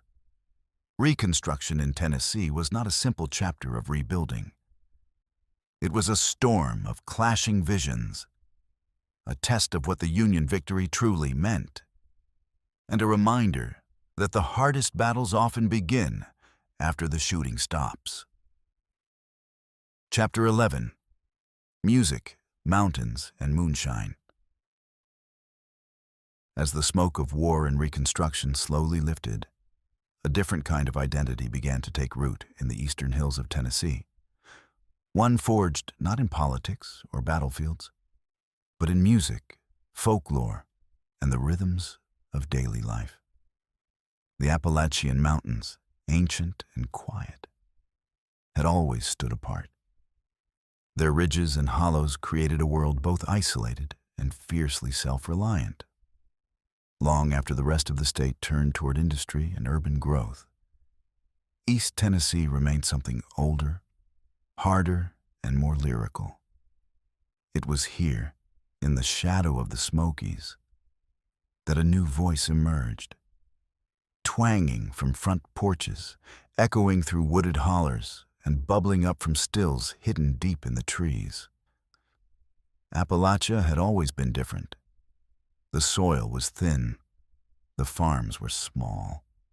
The people, descendants of Scots Irish settlers, German immigrants, and early American pioneers, were used to doing without. Communities were tight-knit, often interwoven by blood and tradition. Roads were few. Schools and doctors were farther still. But what these mountains lacked in wealth, they made up for in something else. Story. Passed down in ballads, jokes, ghost tales, and church songs, the culture of Appalachian Tennessee was oral, musical, and deeply expressive. And from that well of tradition, something enduring was born. It started with fiddles and banjos. Instruments brought across oceans and handed down through generations found new life in the mountain air. Songs about heartache, hard work, and heaven drifted from cabins and logging camps. Church revivals brought spirituals. Coal camps added grit. The rhythms were simple, but the stories were deep. And out of this tangle of sound came what would later be called bluegrass, a distinctly American blend of old-world melodies and frontier urgency. Bluegrass didn't emerge all at once, and it didn't belong to any single person. But its heart beat strongest in East Tennessee. The region gave rise to legendary performers like the Carter family, who recorded at the famous 1927 Bristol Sessions what some call the Big Bang of country music. Their haunting harmonies, steeped in mountain sorrow and religious longing, captured a way of life that had rarely been heard beyond the ridgelines. Songs like Keep on the Sunny Side or Will the Circle Be Unbroken didn't just entertain, they preserved a culture that was vanishing fast. But music was only part of the story. The same rugged independence that birthed those melodies also birthed a more dangerous legacy. Moonshine. Making illegal whiskey in the hills wasn't just a crime, it was a tradition. With few ways to make money and even fewer ways to transport crops over rough terrain, many mountain farmers turned to distilling corn liquor. It was portable, valuable, and, if done right, profitable. The federal government saw it differently. Revenue agents, known as revenuers, were sent into the hills to shut down stills and collect taxes. What followed was a decades-long game of cat and mouse, often deadly. The moonshiners became folk heroes, symbols of rebellion against outside control. They built hidden stills in ravines, used lookouts on ridgelines, and raced through mountain roads in souped-up cars to outrun the law. Those cars, modified for speed and agility, would eventually inspire something else entirely. Stock car racing. Long before NASCAR roared into national consciousness, it was born in the backroads of East Tennessee and neighboring states, where bootleggers tested their engines and their nerve against every curve and every flashing badge. These outlaws were not Robin Hoods in the traditional sense, but they weren't just criminals either. In many towns, the line between moonshiner and neighbor was thin. Some sheriffs turned a blind eye, others got rich looking the other way. Moonshine money paid for groceries, mortgages, and sometimes even churches. It was dangerous, often violent, and not romantic in the way old stories suggest. But it was real. It was part of the fabric. The Great Depression only deepened the region's challenges. As jobs vanished and poverty spread, the mountains clung tighter to their traditions. Music continued, passed down on porches and crackling radios. Families planted gardens, hunted game, and leaned on one another. The federal government launched New Deal programs that brought electricity, roads, and even the Great Smoky Mountains National Park. Opened in 1934 as a symbol of preservation and progress. Tourists came, drawn by the beauty of the land and the exotic image of its people. They wanted music, crafts, and stories. The world had discovered Appalachia, but often on its own terms. The image of the hillbilly was both a caricature and a commodity. Hollywood and Nashville shaped an outsider's version of mountain life, equal parts comic and tragic, backward and noble. But behind the stereotypes were real people, living complex lives in a region that was poor in dollars but rich in heritage. Education, over time, began to reach deeper into the hills. Mission schools, state programs, and universities like East Tennessee State helped preserve Appalachian traditions even as they modernized them. Scholars and musicians recorded songs, collected stories, and documented the crafts and customs of a culture long dismissed as primitive. And the people themselves, always the best keepers of their own story, continued to sing, play, and pass it all on. Today, the sounds of East Tennessee's past still echo through the valleys. Festivals, bluegrass competitions, and small-town radio stations keep the flame alive. Modern musicians draw on those old tunes, reworking them for new ears. The moonshiners, now mostly gone or legal, have left behind a myth that's still bottled and sold in souvenir shops. And the mountains, as ever, stand silent, watching, keeping the stories safe. Appalachian Tennessee is more than a region. It's a way of being. Its music pulled from strings and memory. Its rebellion brewed in copper stills and carried down winding roads. Its faith sung in harmony and history passed in rhythm. It's a place where identity isn't decided by laws or wars, but by stories, family, and the land itself. In the broader sweep of Tennessee's past, the mountains are often a side note. But in truth, they are its backbone. They gave the state its voice, its defiance, its soul. And even as the world changed and highways carved through their ridges, the Smokies remained, quiet, enduring, and full of song. Chapter 12. The Scopes Monkey Trial. In the sweltering summer of 1925, a small Tennessee town stepped onto the national stage and into the crosshairs of one of the most contentious debates in American history. Dayton, nestled quietly in Rhea County, wasn't used to headlines. But for a brief, burning moment, it became the center of a cultural firestorm, where religion, science, education, and identity collided in a courtroom packed with journalists, lawyers, preachers, and spectators. It was called the Scopes Monkey Trial. But what was really on trial was the soul of a nation grappling with modernity. The spark had been lit earlier that year when Tennessee passed the Butler Act, a law making it illegal to teach human evolution in public schools. The wording was simple, but its implications were vast. It forbade any curriculum that denied the biblical account of creation, effectively outlawing the teaching of Charles Darwin's theory of evolution in favor of the book of Genesis. The law represented a growing wave of fundamentalist pushback against the perceived moral decay of the modern age, an age marked by jazz, skyscrapers, and the increasingly visible influence of science. Enter the American Civil Liberties Union. Eager to challenge the Butler Act in court, the ACLU placed an advertisement in Tennessee newspapers offering to fund the legal defense of any teacher willing to test the law. In Dayton, a small group of local leaders saw an opportunity, not just for legal debate, but for publicity. They approached John T. Scopes, a 24-year-old high school science teacher and part-time football coach, and asked if he would agree to be charged with violating the new law. Scopes was hesitant. He wasn't even sure he had taught evolution directly. But he agreed, and the wheels were set in motion. The town prepared for what it hoped would be a spectacle, and that's exactly what it got.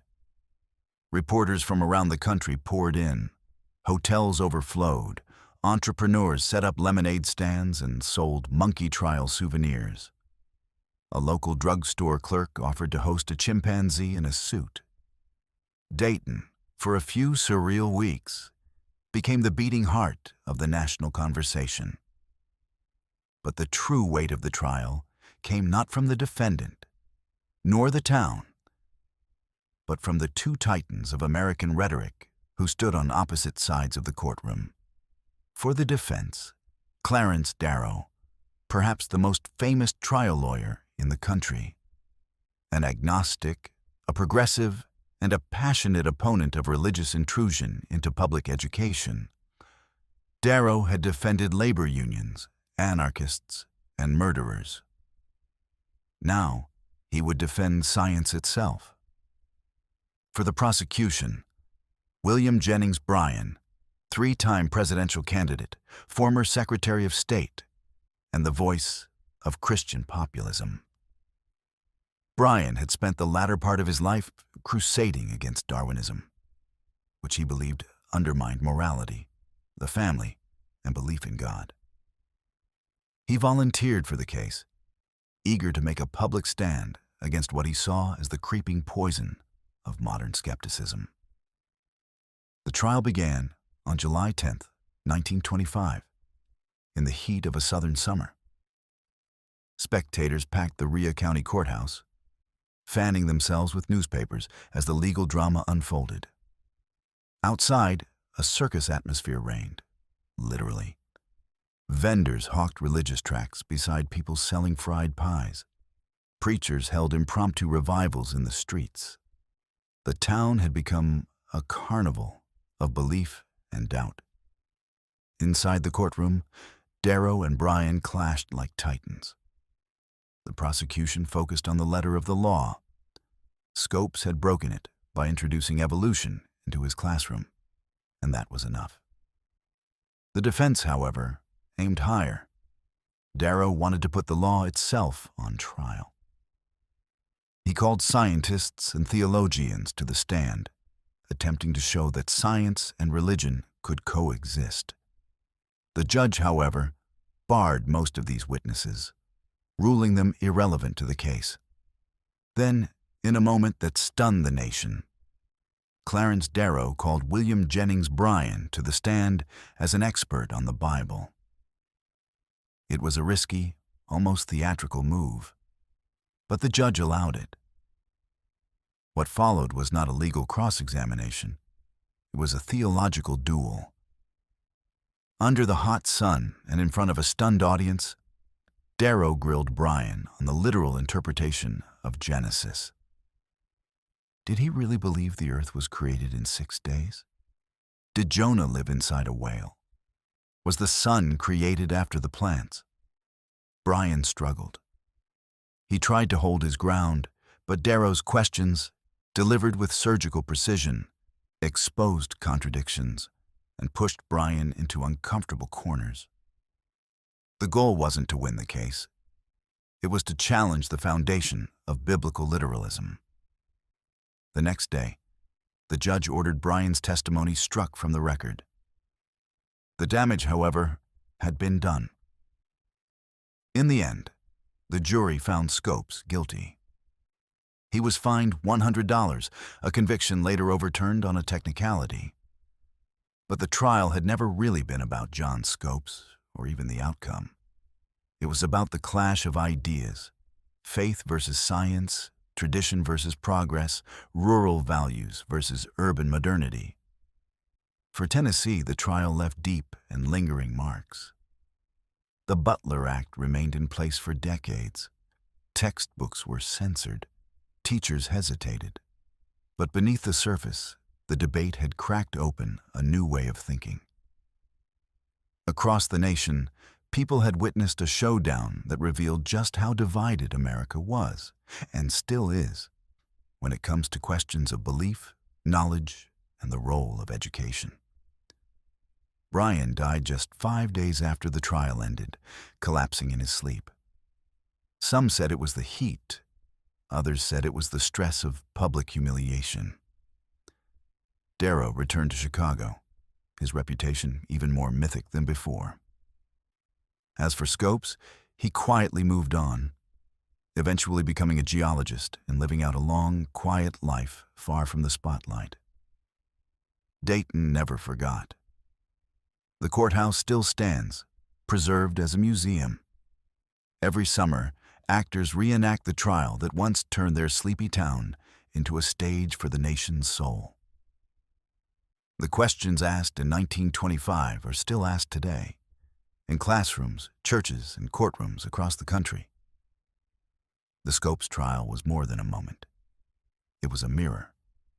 And in that mirror, Tennessee and America saw itself in all its contradiction, deeply faithful, endlessly curious, torn between the comfort of certainty and the challenge of change. In one small town, under the glare of national scrutiny, the country wrestled with its identity and left with no easy answers. Chapter 13: Depression and the TVA. When the Great Depression swept across America in the 1930s, Tennessee was already teetering on the edge. The stock market crash of 1929 may have struck hardest in the cities and financial districts of the North and East. But its aftershocks were felt deeply in the hollers, valleys, and towns of Tennessee. Cotton prices collapsed, banks failed, farms dried up or drowned in debt. For thousands of Tennesseans, especially in the rural East, the Depression wasn't a sudden crisis. It was just the latest chapter in a long struggle against poverty, isolation, and the unforgiving grip of nature. Electricity was still a luxury. Many families lived without power, plumbing, or roads. The Tennessee River, winding through the heart of the state, was as much a curse as a blessing. It brought floods every spring, destroying homes and crops, and it remained unnavigable in many stretches, cutting off entire regions from trade and development. The soil, once rich, was eroding. The people once proud were growing desperate. Into this despair stepped something radically new, a bold federal experiment, unlike anything the country had seen before. It was called the Tennessee Valley Authority, or TVA. Created in 1933 as part of President Franklin D. Roosevelt's New Deal, the TVA was more than just a jobs program. It was an attempt to remake an entire region, to lift the South out of poverty through the power of modern infrastructure, science, and centralized planning.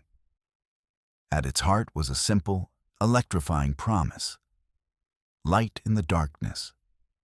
The TVA set out to tame the Tennessee River. Its engineers and planners envisioned a vast network of dams, reservoirs, and hydroelectric plants that would do more than prevent floods.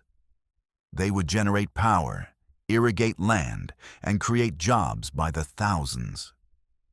The idea was to modernize the valley, from top to bottom, and to prove that government could do more than regulate and react. It could build. Construction began quickly. Massive projects like Norris Dam, named after Nebraska Senator George Norris, rose from the riverbanks like monuments to the New Deal.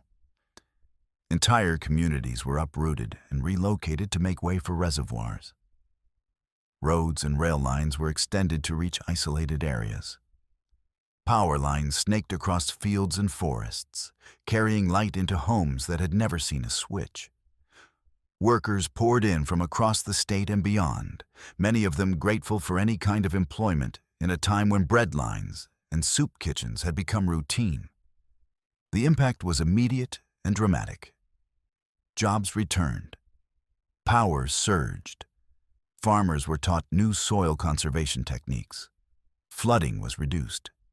Factories, once hesitant to settle in remote, powerless areas, now began to see promise in the valley. A way of life was changing, fast. But not everyone was celebrating. The TVA, for all its ambition and success, was controversial from the start. Critics on the political right accused it of socialism, of government overreach into private industry.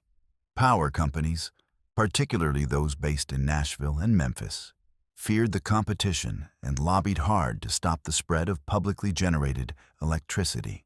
Some residents, whose homes and lands were flooded by the creation of artificial lakes, never forgave the TVA for taking what had been theirs. To them, the gleaming dams and new wires were not symbols of progress. They were evidence of federal power bulldozing local lives. Legal challenges mounted. The Supreme Court took up TVA cases multiple times. weighing the constitutional limits of federal authority.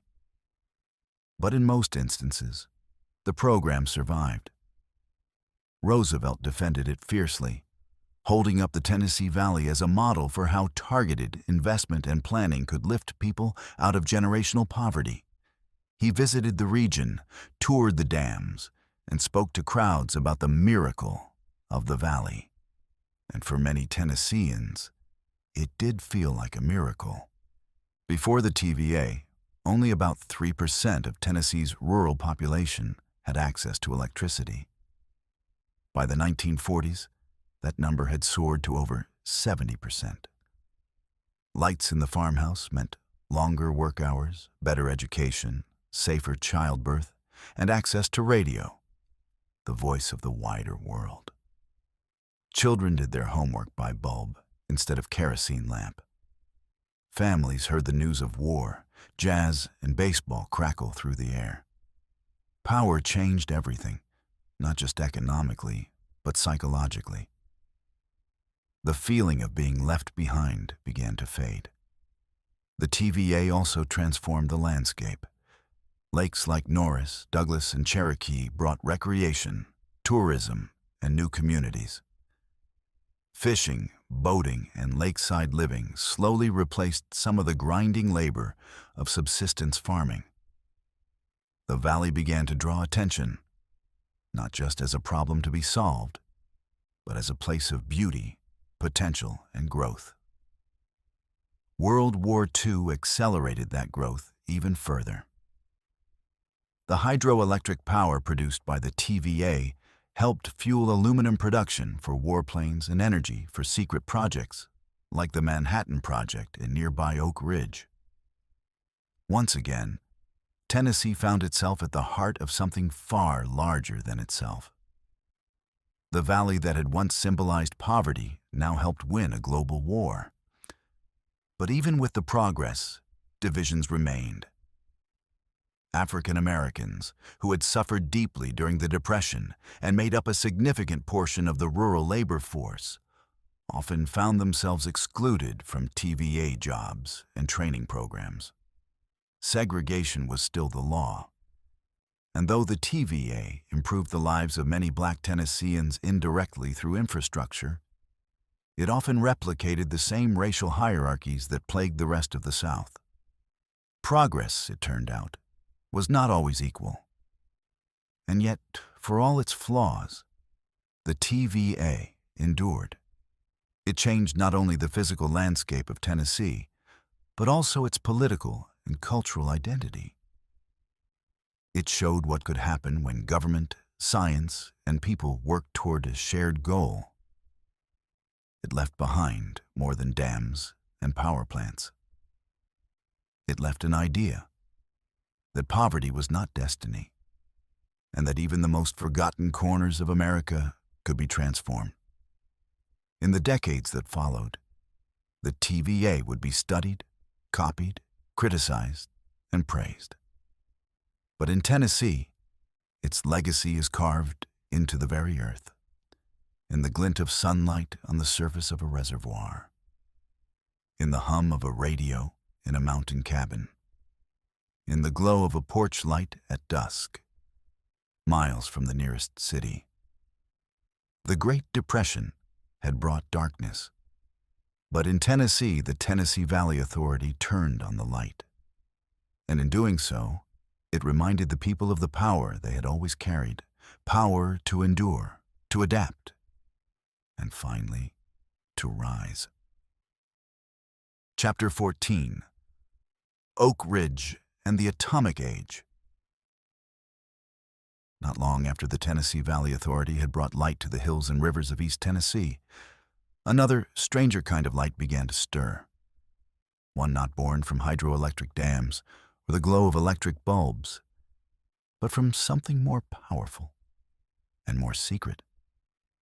In the thick woods outside Knoxville, beyond the ridgelines that had once hidden moonshiners and fiddlers, a new city was born almost overnight.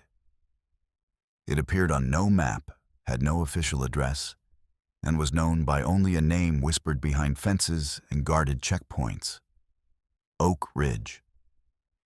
The year was 1942. World War II raged across the globe, and America, though still reeling from the attack on Pearl Harbor, had mobilized with astonishing speed.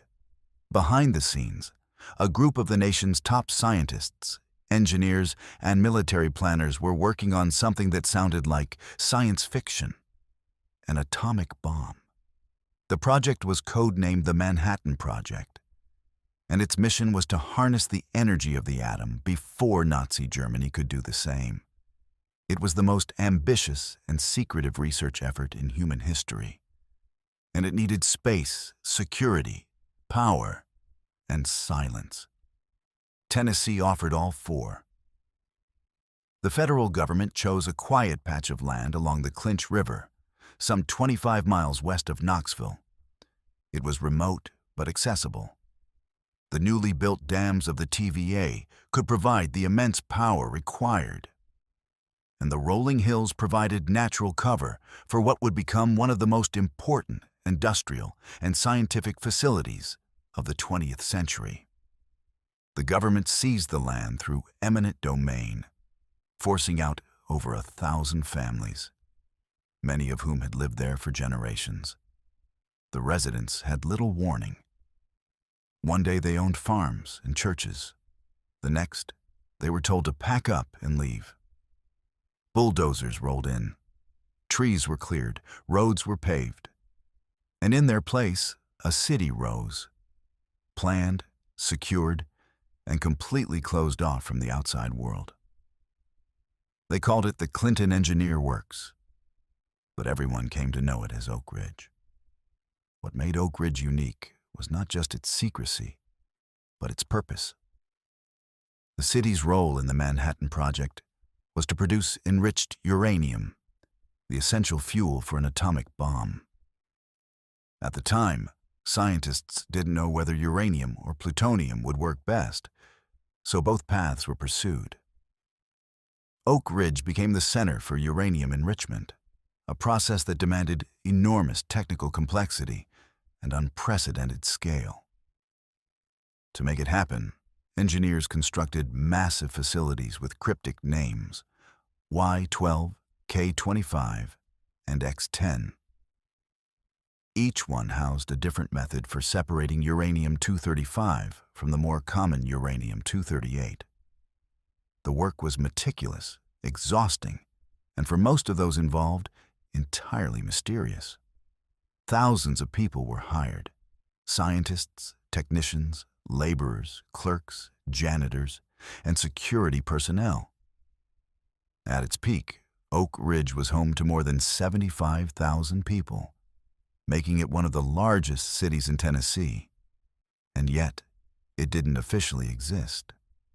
Life behind the fence was unlike anywhere else in America. Residents passed through guarded gates, lived in government-issued housing, and followed strict rules about secrecy and conduct. Letters were censored, photographs were forbidden, even the workers themselves were kept in the dark about what they were doing. They monitored gauges, turned knobs, recorded data, and processed materials without being told why. "Don't ask questions" became a way of life. The phrase, "I don't know what I'm working on," echoed in cafeterias and laundry lines. Most didn't mind. They had steady work, hot meals, and a sense, however vague, that they were helping win the war. A few knew more. Scientists like Ernest Lawrence and Ernest Wilkins, engineers like Colonel Kenneth Nichols, and military overseers like General Leslie Groves understood the stakes. So did a young physicist named J. Robert Oppenheimer, though his base of operations was in Los Alamos. What happened in Oak Ridge was only one piece of a massive puzzle, but it was a crucial one. Without the uranium process there, the bomb would never have been built. And built it was. In the summer of 1945, after years of effort, the first successful test of an atomic bomb occurred in the New Mexico desert. Just weeks later, the bomb, nicknamed little boy, powered by uranium enriched in the hills of Tennessee, was dropped on Hiroshima, Japan. The world changed in an instant. Back in Oak Ridge, the news hit like a lightning bolt. Suddenly, everything made sense. The workers who had spent years turning valves and inspecting pipes realized the true purpose of their labor. Some were proud, others were horrified. A few were both. The war ended soon after, but the moral questions that emerged in its wake would never fade. With the secret out, Oak Ridge began to shift from a military base to a scientific hub. The fences stayed, but the sense of total secrecy began to ease. Research continued on nuclear energy, medical isotopes, and advanced physics. The city grew, became official, and began to appear on maps. Schools were built, parks were planted, families stayed and made lives in a place that had once been nothing more than government speculation. But the legacy of Oak Ridge was never simple. For all its contributions to science and victory, it was also a symbol of displacement, secrecy, and power unchecked. The land had been taken. The environment, in some areas, had been contaminated. And the people, many of whom were women and African Americans, had worked under systems that offered little recognition or equality. Black workers, segregated and underpaid, lived in temporary housing and faced strict restrictions, even as their labor helped shape the nuclear age. Yet despite these contradictions, Oak Ridge became a permanent part of Tennessee's identity.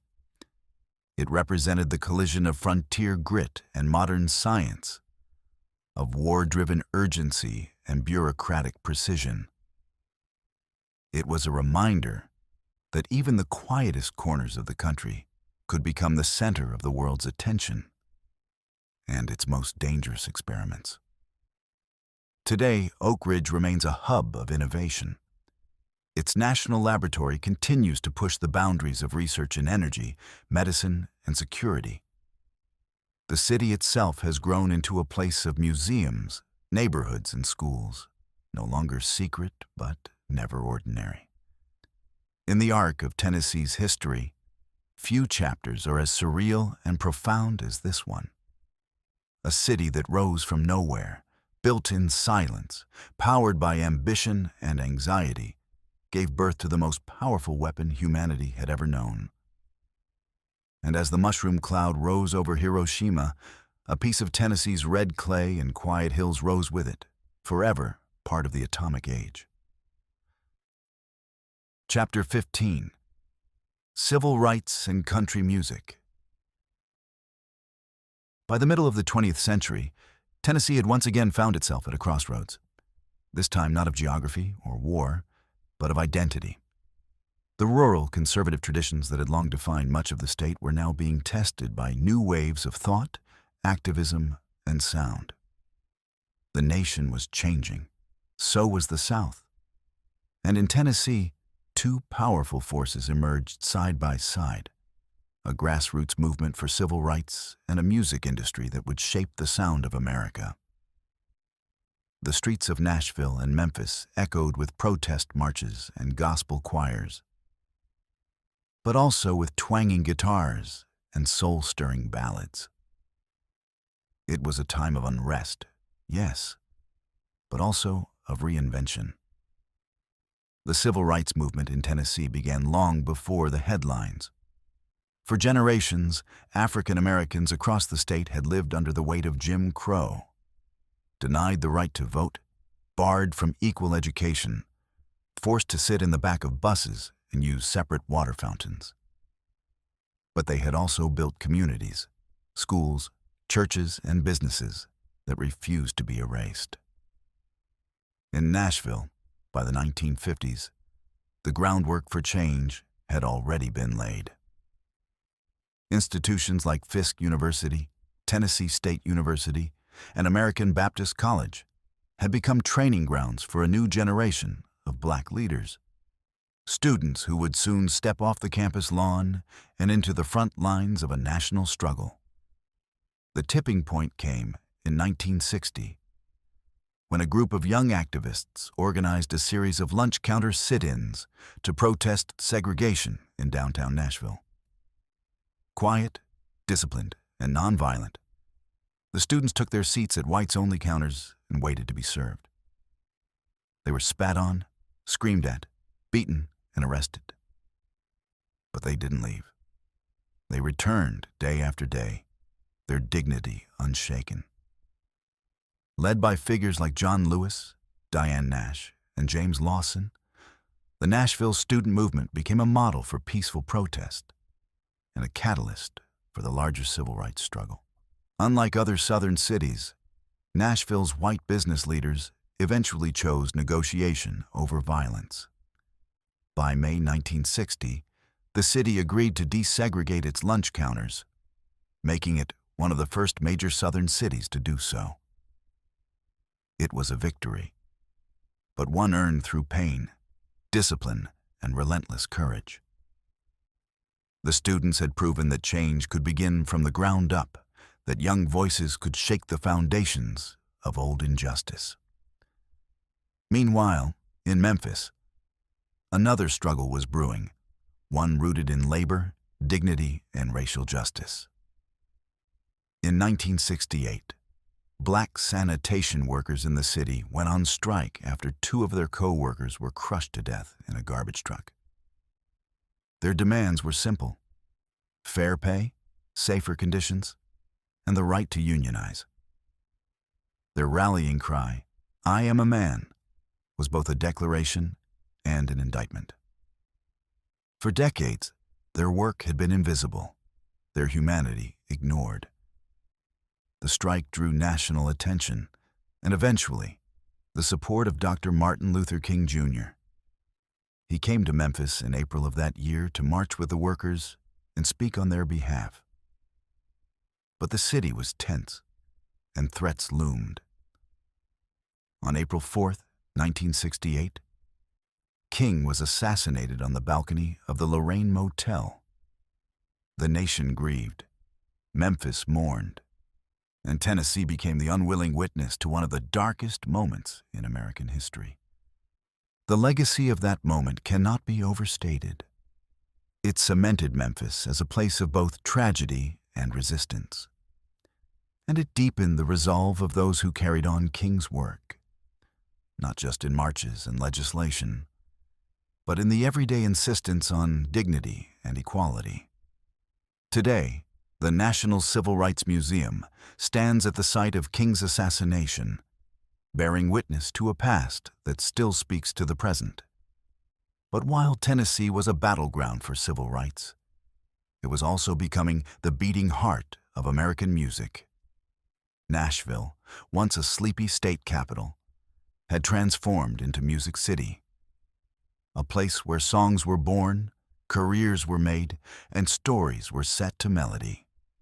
The Grand Ole Opry, broadcasting since the 1920s, had grown into a national institution. Record labels like RCA, Decca, and Columbia set up shop along Music Row. And country music found its capital.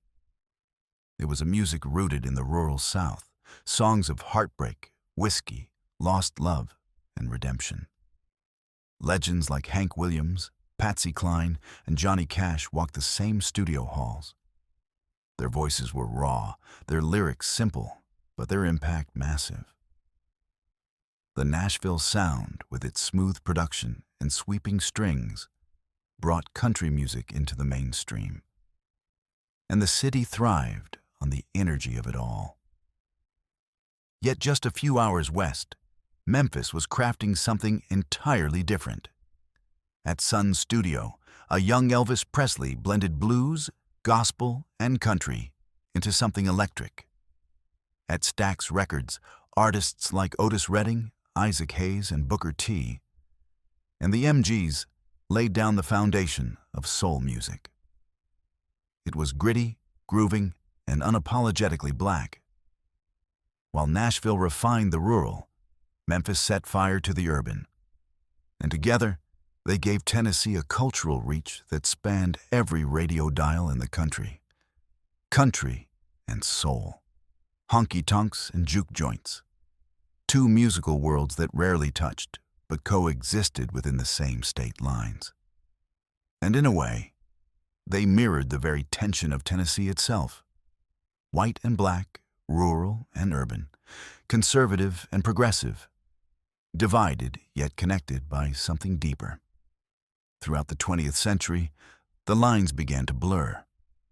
Black musicians influenced country. White audiences embraced soul. Gospel threaded its way through both. The state's sound became more than genre. It became a language, a way of telling the story of work, struggle, love, and change. By the time the century closed, Tennessee had earned its place not just on the map, but in the imagination. It was the land of protest and performance, of sit-ins and sing-alongs, a place where young men and women faced down injustice with courage, and where guitars and microphones turned pain into poetry. Tennessee's evolution was not neat. It was often messy, painful, and unfinished. But it was real. In every marching footstep down a Nashville sidewalk, in every smoky note drifting from a Memphis studio, there was something unmistakable. A belief that change could happen, that voices mattered, and that the South, long weighed down by its past, could still sing a new song. Chapter 16. Elvis, MLK, and Memphis. By the latter half of the 20th century, Memphis had become more than just a southern city on the Mississippi River. It was a place where the soul of America seemed to rise and crackle in the air. It was the city of sound and struggle, of glory and grief. In its streets and studios, two men emerged who could not have been more different, yet each in his own way would shape the country's conscience and culture. One was Elvis Presley, the boy from Tupelo who became the king of rock and roll. The other was Dr. Martin Luther King Jr., the preacher from Atlanta who became the voice of a movement. Memphis, somehow, became the stage for them both, and in doing so, it became a symbol of the American dream and the cost of dreaming. Elvis Presley arrived in Memphis as a child, just 13 years old, his family poor and struggling, like so many others who had migrated to the city from Mississippi and rural Tennessee in search of work. They moved into a public housing complex, trying to scrape together a living. But Elvis had something rare, a voice, a presence, and a love for music that transcended the racial barriers of his time. He listened to gospel in black churches, blues on Beale Street, and country songs on the radio.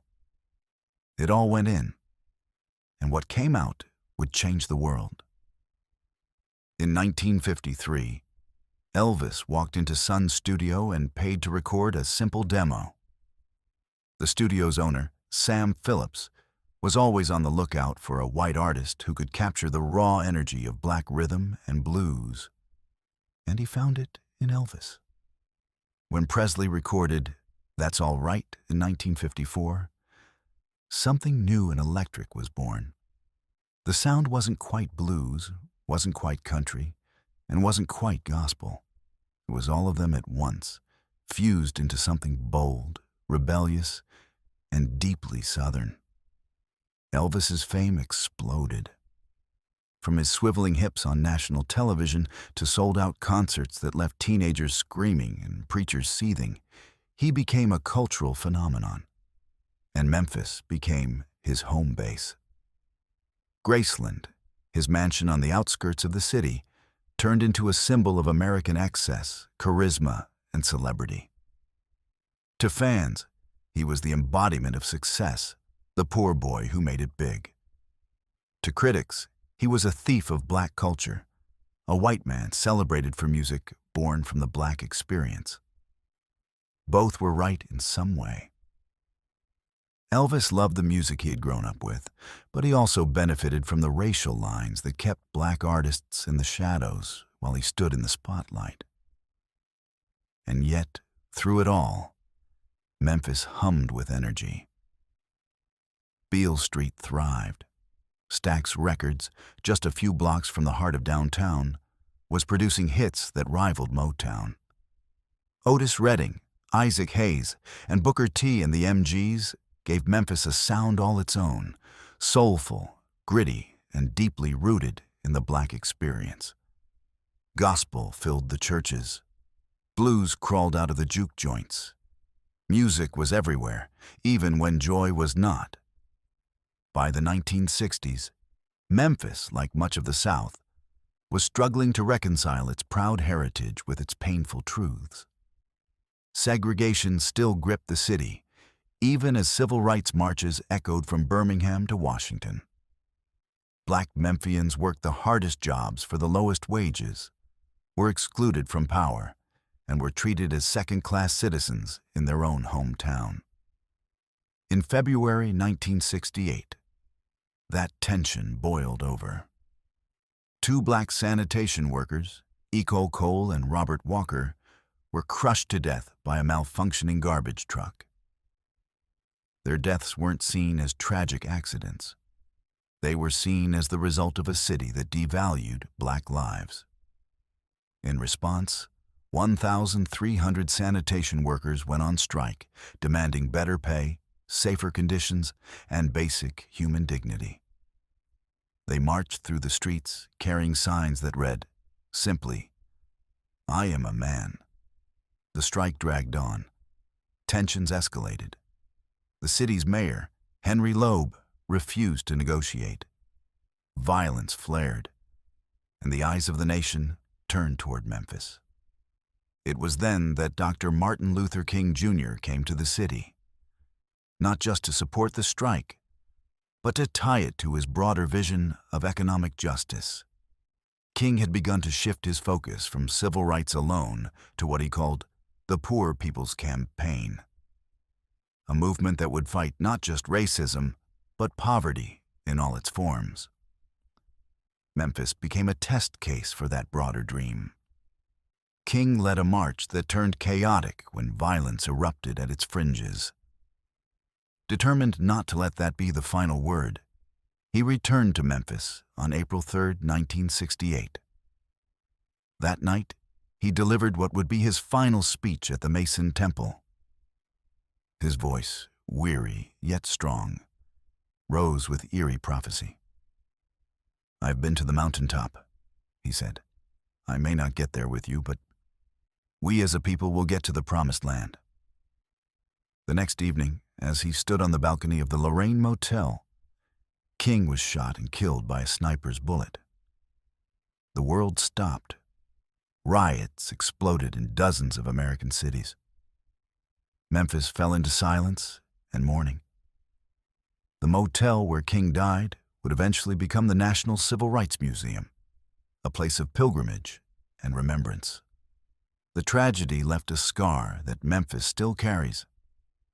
It turned the city into a symbol of unfinished work, a place where both progress and resistance had reached their limits. It also marked a kind of end to an era. The civil rights movement, shaken by King's death, struggled to regain momentum. The soul music of Stax, once soaring, began to falter under financial pressure and shifting trends. And even Elvis, now a fading figure of a more innocent time, would die in 1977, isolated in Graceland, a prisoner of his own fame. Yet Memphis endures. Its contradictions are many, but so are its contributions. It is a city where dreams and nightmares collide, where one man sang the world into a new era, and another was silenced trying to change it. It is a place of rhythm and resistance, of hope and heartbreak. A place where the sound of a guitar can follow the echo of a gunshot, and where, even in the silence, the struggle for a better song continues. Chapter 17, Modern Tennessee. The story of Tennessee in the 21st century is one of contradictions, of boomtown skylines rising over ancient hills, of record-setting economic growth alongside deepening political divides, of country music empires and high-tech corridors, of tradition holding tight even as change presses in from every direction.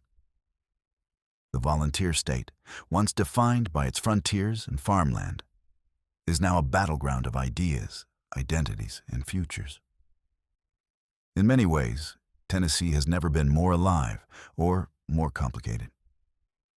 Nashville, long known for its country roots and Grand Ole Opry charm, has transformed into one of America's fastest-growing cities. Glass towers climb above the Cumberland River. Construction cranes crowd the horizon. Tourists flood Broadway in cowboy boots, sipping expensive cocktails to the beat of live music pouring out of every neon-lit bar. But the story of modern Nashville is about more than honky-tonks and pedal steel guitars. It's a city of business now, home to Fortune 500 headquarters, healthcare giants, tech startups, and a creative economy that stretches far beyond music. Film, food, design, and finance all find a place in the new Nashville. The growth has been staggering. Neighborhoods once overlooked have become trendy enclaves. Property values have soared, incomes have climbed, so have rents. And with success has come tension. Longtime residents, many from working-class or historically black communities, have watched as their neighborhoods are reshaped by development and gentrification. For some, the transformation means opportunity. For others, it means displacement. Nashville has become a symbol of what can happen when a city reinvents itself, but also a warning about what can be lost along the way. Farther east, Knoxville has followed a quieter, but no less significant path. Anchored by the University of Tennessee, the city has blended academic energy with entrepreneurial ambition. Once a gritty industrial town, Knoxville has leaned into sustainability, technology, and innovation. Downtown has been revitalized. The Tennessee River, once overlooked, is now a draw for recreation and development. Like its larger cousin to the west, Knoxville is growing. And like the rest of the state, it faces questions about how to manage that growth and who it's really for. Chattanooga, too, has rewritten its story. Known a generation ago for smog and decline, the city rebranded itself as a hub for tech and tourism. It installed one of the fastest internet systems in the country, dubbed itself Gig City, and drew startups eager to escape the high costs of the coasts. The Tennessee Aquarium, scenic riverfront, and an emerging arts scene added to its new appeal. But even success doesn't erase the old divides. Economic disparity, racial inequality, and rural poverty remain present, even as the brochures promise a fresh start. Across Tennessee, the divide between urban and rural has grown sharper. In the hills, small towns and farming communities have faced job loss, population decline, and the collapse of old industries. Factories have closed, hospitals have downsized, schools have merged or shut down entirely. The opioid crisis has hit hard. For many, the rapid change in the cities feels like a distant story, a reminder of what they've missed out on, or what's been taken from them. And in that space, politics has grown louder. Tennessee has become one of the most reliably Republican states in the country. The days of political swing have faded. In both state and national elections, Republican candidates dominate, drawing strong support from rural voters and conservative suburban enclaves. Issues like gun rights, abortion, education, and religious freedom have become rallying points. The state legislature has passed laws restricting transgender rights, tightening voting rules, and expanding protections for gun ownership. Critics call it regressive. Supporters say it's about preserving values. Either way, the divide deepens. But not everyone fits neatly into red or blue. Cities like Nashville and Memphis remain Democratic strongholds, home to diverse populations, younger voters, and progressive activism. Protesters have filled the streets in recent years, marching for racial justice, women's rights, and climate action. In 2020, demonstrations over police violence and the killing of George Floyd reached downtown Nashville. The historic courthouse was set ablaze. In Memphis, the memory of Martin Luther King Jr. still lingers, not just in the museum that bears his name, but in the continued push for equity and accountability. Education, too, has become a flashpoint. The debate over what should be taught in Tennessee classrooms, about race, gender, American history, has grown heated. Laws banning the teaching of so-called divisive concepts have drawn national attention. Books have been challenged or removed from school shelves. Teachers and school boards have found themselves caught in the storm. For a state once defined by its early push for public education, these fights reflect a larger struggle. Who gets to define Tennessee's story? Religion still plays a powerful role in the cultural landscape. Churches remain central to many communities, especially in the rural South. Faith continues to shape the state's politics, social norms, and sense of identity. Yet, even here, shifts are visible. Younger generations are less affiliated with organized religion. Debates within denominations over inclusion, gender roles, and theology mirror the broader societal fractures. Tennessee, long part of the Bible Belt, is not immune to the national trend of spiritual transformation. And beneath all of it, a question lingers. What is Tennessee becoming? It is still the volunteer state, proud, defiant, and fiercely independent. It is a place where country music legends walk alongside tech entrepreneurs, where Appalachian pride coexists with global ambition, where barbecue smoke curls next to fusion food trucks, where Civil War monuments face off with murals painted for justice.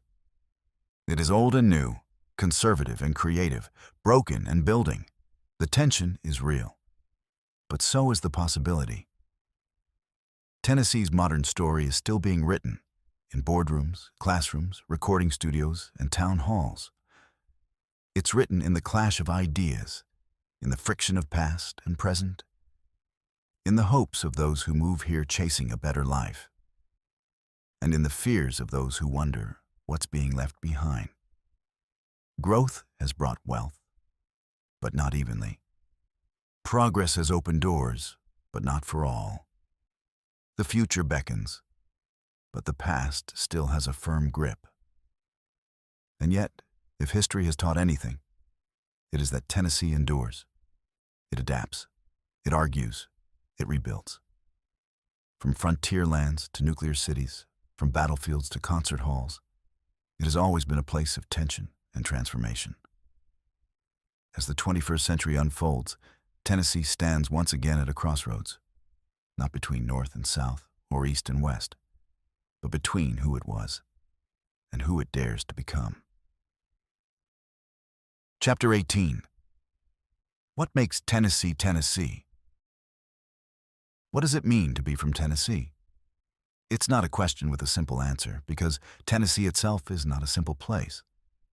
It's a land of deep roots and deep divides, of soaring voices and silent struggles, of grand vistas and gritty stories.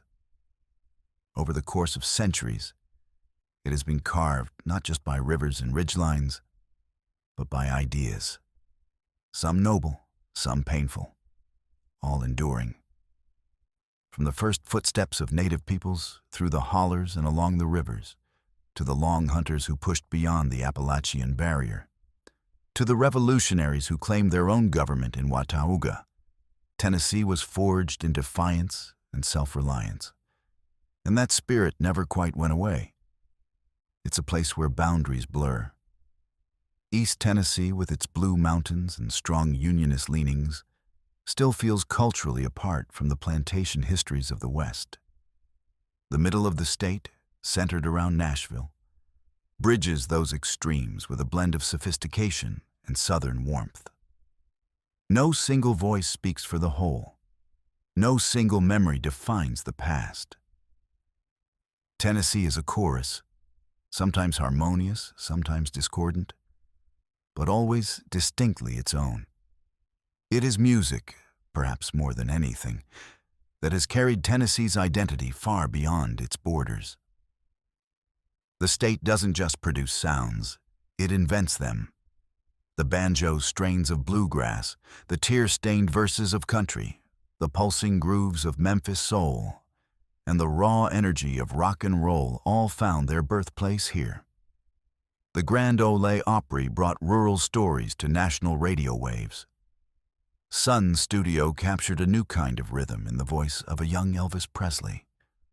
Stax Records gave voice to a generation demanding dignity and power. And it's not just about the past. The sound of Tennessee keeps evolving. From the polished hits of Nashville's modern country stars to the independent spirit of Memphis's underground rap and soul revival scenes, the state's musical legacy continues to grow. To be from Tennessee is to live within earshot of history, but also to help write the next verse. Yet, even as it sings, Tennessee remembers. Its soil is soaked with the memory of war, both civil and revolutionary. The blood spilled at Shiloh, Chickamauga, Franklin, and Fort Donelson still lingers in the fog that rolls across the fields. It remembers, too, the voices that cried out for justice, from the lunch counters of Nashville to the sanitation workers of Memphis. And it remembers the silence that followed gunfire at the Lorraine Motel, when the dream of one man was violently cut short but not extinguished. The contradictions are sharp. This is a state that gave the world both Martin Luther King Jr.'s final message and the first spark of the Ku Klux Klan. A state that once enslaved but also produced generations of freedom fighters. A place where conservative values and progressive ideas collide daily, where Sunday sermons compete with Friday night honky-tonks, and where the past is never quite past. The symbols reflect that layered identity. The tri-star flag, designed to represent the state's three grand divisions, is more than just a banner. It's a reminder that unity doesn't require uniformity. The mockingbird, the state bird, sings many songs, just as Tennessee holds many voices. The tulip poplar, the state tree, stands tall, rooted deep, bending with the winds of time, but never breaking. The nickname, the volunteer state, still carries weight. It speaks not only to the soldiers who answered the call in 1812 and again in every conflict since, but to a larger ethos, a willingness to step up, to lend a hand, to act. Whether it's rebuilding after floods or fighting fires in the Smokies, Tennesseans have long believed in meeting adversity with action. But being from Tennessee means carrying a burden too. A burden of responsibility to wrestle with the harder truths of its history. It means understanding that the same soil that grows tobacco and cotton once bore chains. That the same cities that now celebrate diversity once enforced segregation. It means acknowledging that pride and pain often share the same hometown. In the 21st century, Tennessee's future is still unfolding. The cities are booming, drawing new residents from around the country. The culture is exporting faster than ever. Music, food, ideas. The mountains, lakes, and trails bring visitors by the millions. But with growth comes pressure. The tension between tradition and transformation, between memory and progress, grows louder. Political battles rage over education, rights, and representation. Rural voices fear being forgotten. Urban leaders push for change. And through it all, the state remains fiercely itself. Restless, proud, and impossible to ignore. Tennessee is not defined by a single story, but by the collision of many. The story of a young black student sitting down at a whites-only counter. The story of a poor white boy recording a record that would echo across the globe. The story of a preacher with a dream and a bullet that tried to stop it. The story of a mountain family playing fiddle on a front porch, and of a new immigrant family opening a restaurant in Nashville. All of it belongs. All of it shapes the whole. To be from Tennessee is to understand that complexity is not weakness. It's richness. It's knowing that love for place can coexist with a desire to make it better. That honoring history doesn't mean being bound by it. That the best of Tennessee has always come not from silence, but from sound. From voices raised in song, in protest, in storytelling, and in prayer. The road ahead is uncertain, as it always has been. But Tennessee has never been afraid of the unknown. It has crossed mountains, survived war, rewritten itself again and again. And it will do so still. Because in the end, what makes Tennessee Tennessee is not its contradictions, but its courage to live with them. Not its perfection, but its persistence. Not its past, but the people who continue to build upon it. Note by note, word by word, day by day. From the banks of the Mississippi to the peaks of the Smokies, Tennessee lives. It remembers, it resists, it sings.